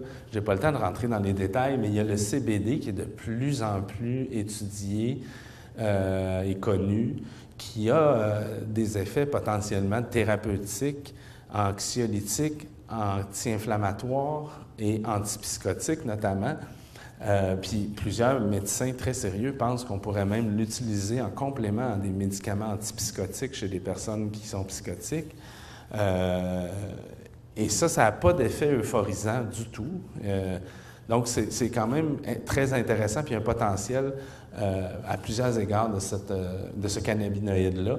Et dans les endroits aux États-Unis où ça a été légalisé, le cannabis, c'est très, très répandu. Il y a même du CBD pour les chiens. C'est pas une blague. Il y a plusieurs, ça se prend sous forme de gélules. Il y a plusieurs personnes âgées qui consomment ça maintenant. Je vous prédis que dans 10 ans, ça va être très, très répandu ici aussi. La distribution, l'accessibilité, la promotion, il y a beaucoup d'enjeux là. Promotion, j'en ai parlé tantôt. Évidemment, l'industrie veut en faire le plus possible, mais bon. L'accessibilité en termes de prix et de physiquement, c'est une des meilleures politiques pour réduire les méfaits associés à l'alcool, à tout le moins. Donc, on ne veut pas que ça soit trop accessible, mais en même temps, il faut que ça soit suffisamment accessible parce que sinon, qu'est-ce qui va se passer? Le marché illégal va rester là. Bon, puis la distribution, là, on a choisi pour l'instant des SQC, SQDC, monopole d'État. Est-ce que ça va changer? On verra. Prix et taxation, bon, j'en ai parlé, pas trop cher pour pas que les gens restent dans le marché illégal. On a même documenté qu'il ne faut pas que ça soit plus de 1 $ que ce qu'il y a sur le marché illégal, parce que sinon les gens vont rester dans le marché illégal. Mais pas trop bas non plus pour ne pas encourager l'usage et éventuellement les méfaits. Les fameux lieux de consommation, ça a fait beaucoup de débats. Ça a beaucoup été discuté dans les dernières semaines, derniers mois. On a même passé 18h30, 18h30 en commission parlementaire. Les députés, nos ministres ont travaillé sur cet article-là seulement du projet de loi pendant 18h30. Bonjour nos taxes. Parce qu'ils ne s'entendaient pas sur est-ce qu'on devrait permettre ou pas la consommation de cannabis dans les lieux publics. Et moi, j'ai suivi tout ça, ces débats-là. Les arguments, je les connais. Il y a beaucoup de gens qui disaient, bien, compare à l'alcool, d'autres comparent au tabac, mais dans le fond, c'est ni un ni l'autre. C'est une substance spécifique qui est différente. Le projet de loi propose une politique tabac qu'ils ont appelée plus, parce qu'ils ont interdit aussi dans le projet de loi sur les campus universitaires et cégep. De toute façon, il n'y a pas de potes là. Et sinon, ça ressemble pas mal au tabac, avec des interdictions supplémentaires, par exemple, interdiction d'en posséder sur soi dans un CPE, par exemple. Pas juste pas en consommer, mais on ne pourra pas, si le projet de loi est accepté comme qui est, être en possession de cannabis dans un CPE. Contrairement au tabac, on peut en avoir sur soi, même si on ne peut pas le consommer. Il y a d'autres interdictions dans les parcs où est-ce qu'il y a des aires de jeu pour les enfants, où est-ce qu'il y a des choses, des installations sportives, des choses comme ça. Et comme pour le tabac, pas dans les abribus. Mais après 18h30 de travaux, ce qui a fini par faire passer l'adoption de cet article-là, c'est un amendement de la CAQ qui a proposé que non seulement on ne puisse pas consommer de cannabis dans les abribus, mais aussi non plus dans la file d'attente de l'autobus. Alors, on va pouvoir fumer la cigarette dans la file d'attente, mais pas le cannabis. Puis, à Québec, on va pouvoir, parce qu'il n'y a pas de file, c'est un tapon. Fait que... Monsieur le juge, il n'y avait pas de file, c'était un tapon. Mais il y a beaucoup de gens qui ont dit que ça devrait être interdit dans les lieux publics parce que c'est comme l'alcool, c'est pas comme le tabac parce que ça intoxique. Oui, mais l'alcool, on peut le consommer vraiment à beaucoup d'endroits. On peut le consommer chez soi, on peut le consommer dans les restaurants, dans les bars. On peut aussi être intoxiqué sur la voie publique tant qu'on ne dérange personne. Tandis que le cannabis, on ne pourra pas le fumer à l'intérieur. La santé publique ne veut surtout pas ramener la fumée en dedans, dans les bars, les restaurants, tout ça. Puis, vu que c'est de la fumée, ça peut être interdit dans les baux de locataires. Et donc, si on ne peut pas fumer à nulle part en public, puis on ne peut pas fumer chez soi, on ne peut pas fumer dans son char, on ne peut pas fumer dans un restaurant, on ne peut pas fumer nulle part. Ça marche comme pas. Il y a juste les riches propriétaires qui peuvent fumer chez eux, puis les locataires ne peuvent pas. Puis aussi, c'est qu'est-ce qui arriverait si c'était le cas? Bien, les démunis, qui étaient plus impactés par la prohibition, seraient encore plus impactés par la légalisation, parce que les autres, qu'est-ce qu'ils feraient? Bien, ils consommeraient en cachette, puis ils se feraient arrêter. Bon, en tout cas. C'est sûr qu'il n'y a pas de solution parfaite, mais ce qui peut aider beaucoup, puis même dans les logements, puis c'est ça qu'on a vu au Colorado, c'est une transition vers la vaporisation. Puis la vaporisation, c'est super parce que non seulement c'est mieux pour les voies respiratoires, mais il n'y a pas de fumée secondaire, puis il n'y a pas d'odeur, ou presque. Donc, 3 en 1. Les propriétaires qui veulent interdire la fumée, ils ne peuvent pas vraiment interdire la vaporisation. Puis tant mieux, ça ne sent pas, ça n'importune pas les voisins. Puis sur la voie publique, mais de plus en plus, je pense que les gens vont vaporiser, puis ça ne dérangera pas. En même temps, si des gens fument un joint, il va y avoir un certain vivre ensemble à développer, là. C'est sûr que fumer un joint, puis là, ils vendent devant la famille avec des bambins qui marchent derrière, tasse-toi, tu sais. Mais c'est pas comme si tout d'un coup, le dimanche à Montréal, il y a les tam-tams, là. Tout le monde fume du pot, là, tout le monde le sait, là. La police aussi, puis personne ne fait rien. Mais là, les familles, ils n'iront pas jouer au ballon à côté de la statue où est-ce que le monde fume du pot. T'sais. Ils vont aller plus loin. Puis les poteux ne vont pas courir après pour leur envoyer la boucane d'en face. C'est quand même, là, ça va aller. Puis j'ai aussi beaucoup entendu des gens dire que c'est vrai que l'odeur, ça peut importuner, mais à l'extérieur, à l'air libre, il n'y a pas personne qui va être intoxiqué contre son gré ou qui va subir les effets secondaires de la fumée secondaire. Là. À l'intérieur, oui, c'est possible, mais dehors, oubliez ça, c'est de la mythologie. Là. Il y a juste l'odeur qui tient comme argument, mais là aussi, l'odeur, bien, c'est ça. C'est le vivre ensemble. Moi, j'avais un voisin africain, il faisait de la soupe aux poissons, ça puait, là, c'était... Puis c'est ça, les chars, le fumier, c'est ça. Bon, à un moment donné, il faut le vivre ensemble, puis espérons que les gens vapotent. Bon, l'âge d'accès aussi, ça a fait pas mal débattre, voire même battre. On a beaucoup parlé du fameux 18, 21, 25. Beaucoup de gens disaient 25, le cerveau se développe jusqu'à 25, on devrait mettre ça à 25. Moi, j'ai eu la chance d'être dans un congrès de médecine des addictions où Benedict Fisher, qui est l'auteur principal des recommandations à risque réduit sur l'usage du cannabis, il présentait ça, puis dans les recommandations, c'est écrit « Commence le plus tard possible si tu consommes ». Puis il y a un médecin dans l'assistance qui a dit « Pourquoi vous n'avez pas recommandé 25 ans? » Il a répondu « On est allé le plus loin que la science nous permettait d'aller. Puis la science ne permet pas, comme je le disais tantôt, de trancher un âge de sécurité. Ça n'existe pas. Il n'y en a pas d'âge de sécurité. Il y a toujours un risque à consommer. Puis il dit, idéalement, tu attends à 75 ans pour consommer. C'est ça qui est le mieux.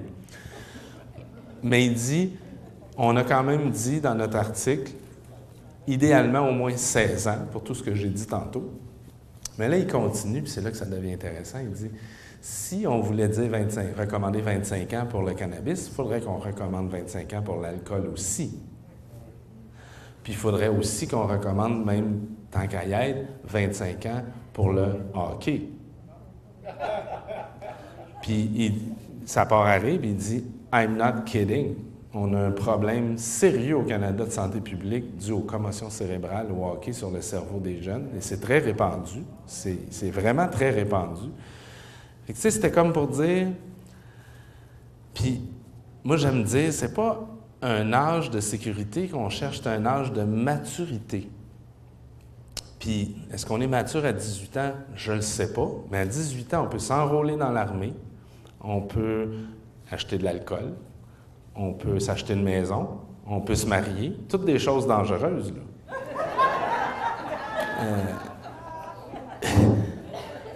Fait que, tu sais, c'est ça. Fait qu'à un moment donné, il faut comme trancher, puis mettre ça à 25 ans, ça veut dire qu'il y a beaucoup de jeunes qui se retrouvent dans le statu quo, qui se retrouvent à acheter des produits au marché illégal, avec tous les risques que ça pose de qualité, d'absence de contrôle de qualité, de méconnaissance des taux de THC, CBD, puis de risque de contravention, puis tout ce qui vient avec, puis même d'avoir des offres d'autres sortes de drogues, etc., etc. Fait que pour tout ça, le consensus est très fort scientifiquement en santé publique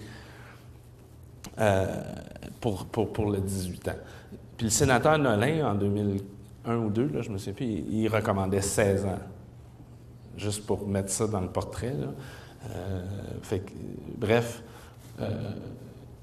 Partout où ça a été légalisé, ça a été mis au même âge que l'alcool. Je pense que c'est déjà, par souci de cohérence, une bonne chose.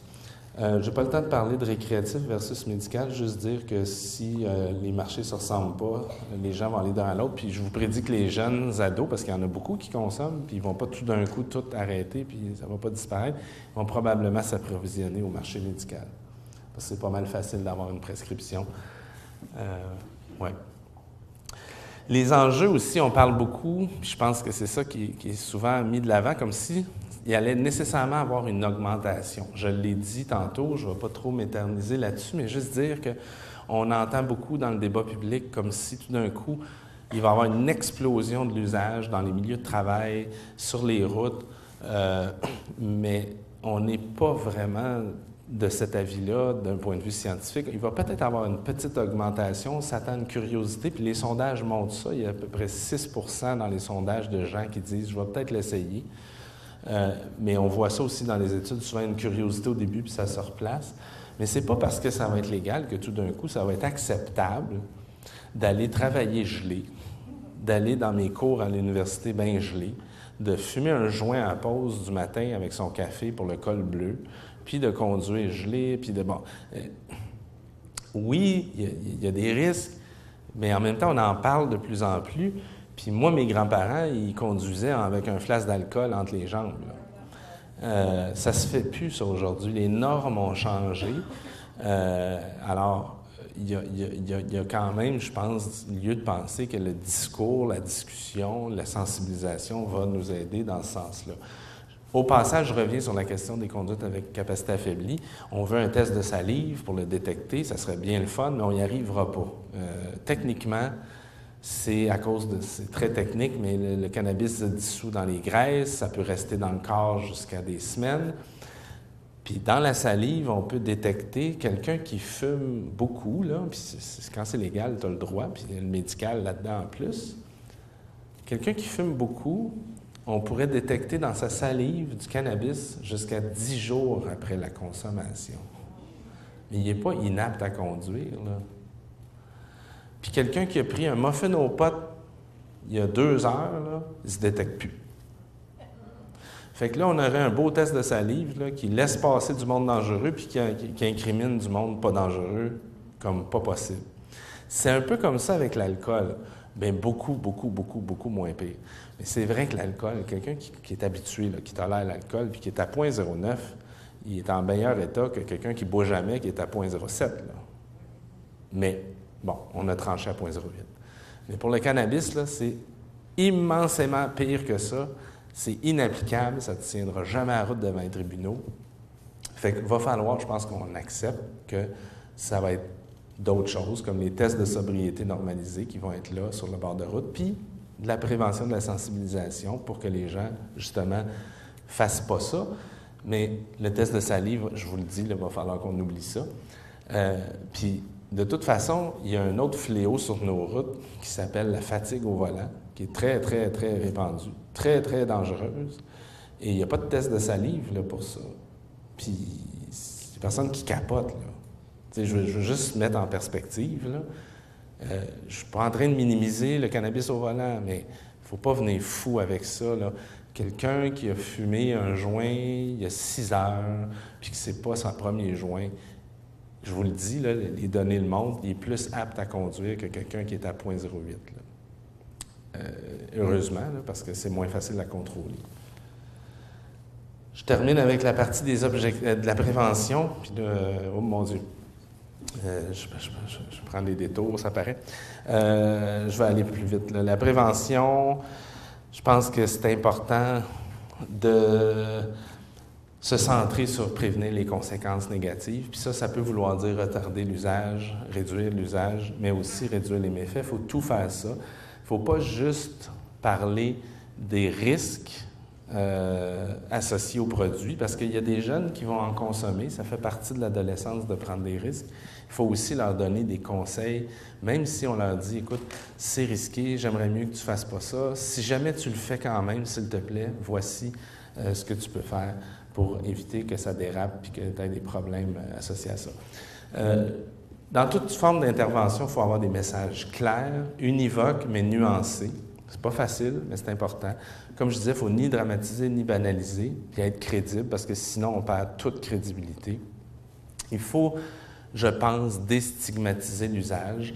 Je dis même des fois le normaliser, pas le rendre normatif, mais que ça devienne quelque chose qui existe, qui n'est pas nécessairement bien vu, mais ni mal vu. Comme juste, c'est ça. Il y en a qui font ça, il y en a qui font pas ça. Il y en a qui sont gays, il y en a qui sont pas gays. Bon, mais c'est ça. Il y en a qui fument du pot, il y en a qui fument pas de pot. Puis c'est pas cool d'en fumer, puis c'est pas cool, mais il faut décharger ces comportements-là, puis les voir comme c'est, puis regarder surtout les conséquences. On dit beaucoup que légaliser, c'est banaliser, mais je rappelle tout le temps que le sucre, le sel, le gras sont légaux, puis personne ne pense que c'est banal, mais il faut le rappeler, il faut le dire. C'est pas parce qu'on légalise que c'est banal. La communication, c'est compliqué. Parler à des jeunes, c'est encore plus compliqué. Ça, c'est un exemple qui l'illustre, de dire, c'est une étude qui dit que les jeunes qui prennent de la drogue puis de l'alcool ont plus de sexe. Fait que le jeune, il dit « Ah, cool, je sais quoi faire ». Fait que c'est pas toujours facile, l'intervention. Mais on sait quand même qu'il y a des choses qu'il ne faut pas faire.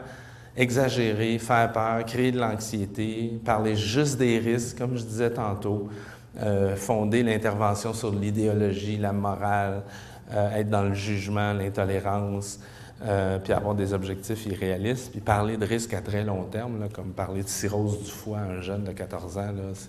Il faut parler de conséquences immédiates, là, perdre son permis, grossesse indésirée, ITSS, violence, etc.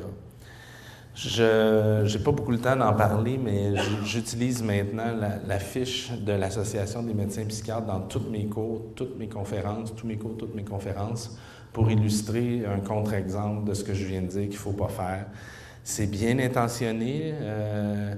J'en suis convaincu, c'est bien intentionné de la part de l'Association des médecins psychiatres, mais la prévention, là, c'est vraiment compliqué. Il y a même ce qu'on appelle une science de la prévention, c'est prétentieux, mais c'est ça, c'est compliqué. Puis si c'était si simple que de dire, mais voici, c'est dangereux, prends-en pas, ça fait longtemps qu'on le saurait, puis ça marcherait, puis on le voit que ça ne marche pas tant que ça. Puis ça, c'est un exemple justement de cerveau verdâtre, caricaturé, des gros chiffres comme 390 qui viennent d'études qui disent que 3,9 fois plus de chances de développer une psychose quand tu es à risque et tu en consommes beaucoup.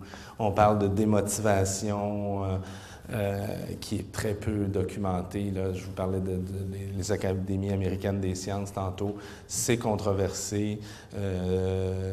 Donc, des langages causaux comme affect, cause, bref, c'est malheureux, mais d'une bonne intention, des fois, l'enfer en est pavé, là. On peut avoir des effets, je pense, pervers en discréditant toutes les choses. Parce que les jeunes qui voient ça, je pense pas qu'ils trouvent ça très crédible. Puis on parle d'amincissement du cortex cérébral qui est basé sur des études animales très limitées.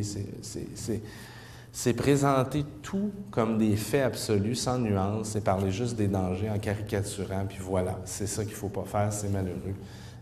Je voulais donner l'exemple. Je n'ai pas le temps de parler de ça, mais les pratiques éprouvées, c'est plusieurs choses, là, mais c'est cohérent, c'est planifié, c'est global, c'est concerté, comme disait Sylvie tantôt.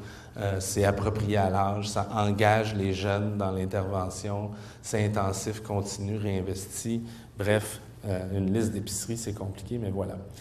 J'aime beaucoup cette citation-là d'un collègue, éminent collègue, qui disait que les approches populaires sont inefficaces puis que les approches efficaces sont politiquement impossibles. C'est un peu caricatural, mais pas tant que ça. Puis c'est vrai. Puis malheureusement, dans notre société, on a souvent des actions faciles qui payent politiquement, qui rassurent la population ou les parents dans une école. Mais des fois, quand vient le temps de faire quelque chose, surtout en prévention, qui est vraiment efficace, ça demande des choses plus compliquées, des investissements. Puis c'est dur de voir les effets parce que c'est à plus long terme des fois. Puis donc souvent, malheureusement, surtout en prévention, on fait des choses faciles, comme inviter un témoignage ou donner de l'information qui fait peur, mais ça ne donne pas grand-chose.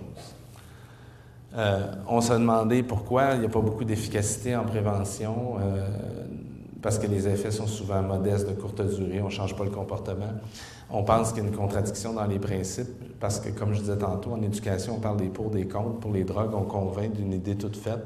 Puis aussi, on essaie de limiter l'autonomie dans le choix d'amis en disant, bien, les drogués, là, c'est des mauvaises personnes, puis on essaie de sensibiliser à la solidarité sociale puis au travail d'équipe, mais on dit, tiens-toi pas avec des consommateurs, c'est des pas bonnes personnes. Il y a comme des incohérences là qui peuvent expliquer le fait que c'est pas super efficace en prévention. Fait qu'on se demande qu'est-ce qu'il faut faire pour améliorer. Il y a beaucoup de choses qui peuvent être faites, notamment utiliser la technologie. Des campagnes médias, oui, mais bien faites. Travailler sur les normes sociales, des approches motivationnelles. Bref, mais surtout, je pense qu'il faut mieux intégrer la réduction des méfaits dans l'intervention. Puis la réduction des méfaits, là, c'est ce que je disais tantôt, c'est qu'au-delà de dire « prends-en pas », il y a des risques, c'est « OK, si jamais tu choisis de consommer, voici quelques conseils qui peuvent faire en sorte que tu n'auras pas des conséquences ou que tu réduises les chances d'avoir des conséquences négatives. » Ça a été, justement, j'en ai parlé tantôt, publié. C'est les directives canadiennes d'usage de cannabis à faible risque, c'est endossé par Santé Canada. Il y a là-dedans des conseils de réduction des méfaits, comme par exemple, utilise un cannabis qui est moins nocif. Par exemple, évite les cannabinoïdes synthétiques qui sont extrêmement nocifs, on les connaît peu. Évite de fumer le cannabis brûlé, mais plutôt le vaporiser. Réduis ta fréquence. Évite les pratiques d'inhalation nocives comme des grosses puffs profondes, puis d'utiliser un bong puis une pipe à l'eau parce que c'est plus toxique. Puis aussi, ne pas conduire quand tu as consommé. Des choses comme ça qui vont plus loin que juste dire c'est dangereux, prends-en pas. Puis ça parle beaucoup aux jeunes, surtout quand ils ne sont pas sous l'impression qu'ils ont un problème. Mais là, des fois, ça peut être des choses qui sont prêts à mettre en place pour éviter les conséquences. Puis c'est peut-être le début d'un changement de comportement. Je vois le temps qui passe. Je termine avec les conseils aux parents. Je vais peut-être sauter ceux-là puis aller directement à ce résumé-là. Puis, je fais un peu d'autopromotion, mais j'ai donné une entrevue le 8 mars dernier aux éclaireurs à la radio de Radio-Canada. Ça se retrouve sur le web facilement sur comment parler de cannabis aux adolescents. Puis, c'est un peu ce qui est là ici. Essentiellement, je dirais que ce qui est de plus important, c'est de ne pas couper la communication, de ne pas briser le lien, parce que si on fait ça, on perd toute influence. Mais sinon, je pense qu'il faut être des bons modèles, pas en faire un sujet lourd ou tabou. Faire attention aux mots qu'on utilise aussi, parce que les mots sont porteurs de sens et comme dire ça, c'est stupide, ça bloque la communication. Suivre l'évolution, évidemment, de l'enfant, puis s'ajuster. On ne parle pas de crack en 6e année, là. Exprimer les valeurs, les attentes, les inquiétudes, mettre des limites, faire preuve d'ouverture, de bienveillance, de non-jugement. Éviter aussi de tomber trop dans l'autoritarisme, le paternalisme, l'exagération. Puis amener l'adolescent ou l'enfant à anticiper les risques, puis c'est quoi pour lui les signes d'un problème, qu'il réfléchisse d'avance, parce que quand on le fait nous-mêmes, on est meilleur pour les voir et le comprendre. Puis je termine avec ça, le agir avec. On dit que les parents, dans le fond, agissent sur un poupon pour un enfant avec un adolescent pour éventuellement le laisser agir. Puis c'est ça la vie je veux dire. Et ultimement, l'adolescent va devenir un adulte autonome sur qui on n'a plus de pouvoir, puis il y a une période trouble. Mais pendant cette période-là, il faut devenir de plus en plus dans une dynamique de dialogue et non pas de paternalisme, et d'être prêt à avoir des discussions où on va peut-être voir des points de vue différents, apprendre des choses. Et je pense on peut le dire, j'aimerais mieux que tu ne le fasses pas, que tu attendes le plus possible, mais je sais que c'est possible. Si ça arrive, assure-toi de réduire les risques et les méfaits, s'il te plaît. Bon, voilà. Je m'arrête là-dessus parce que j'ai déjà pris trop de temps. Il y a des ressources qui existent pour les parents en particulier. Là, je vous parle à parents, parler de cannabis, savoir discuter avec son ado, c'est sur Santé Canada. Puis l'autre, malheureusement, il est juste en anglais. Mais bon, j'ai déjà dépassé mon temps. Merci.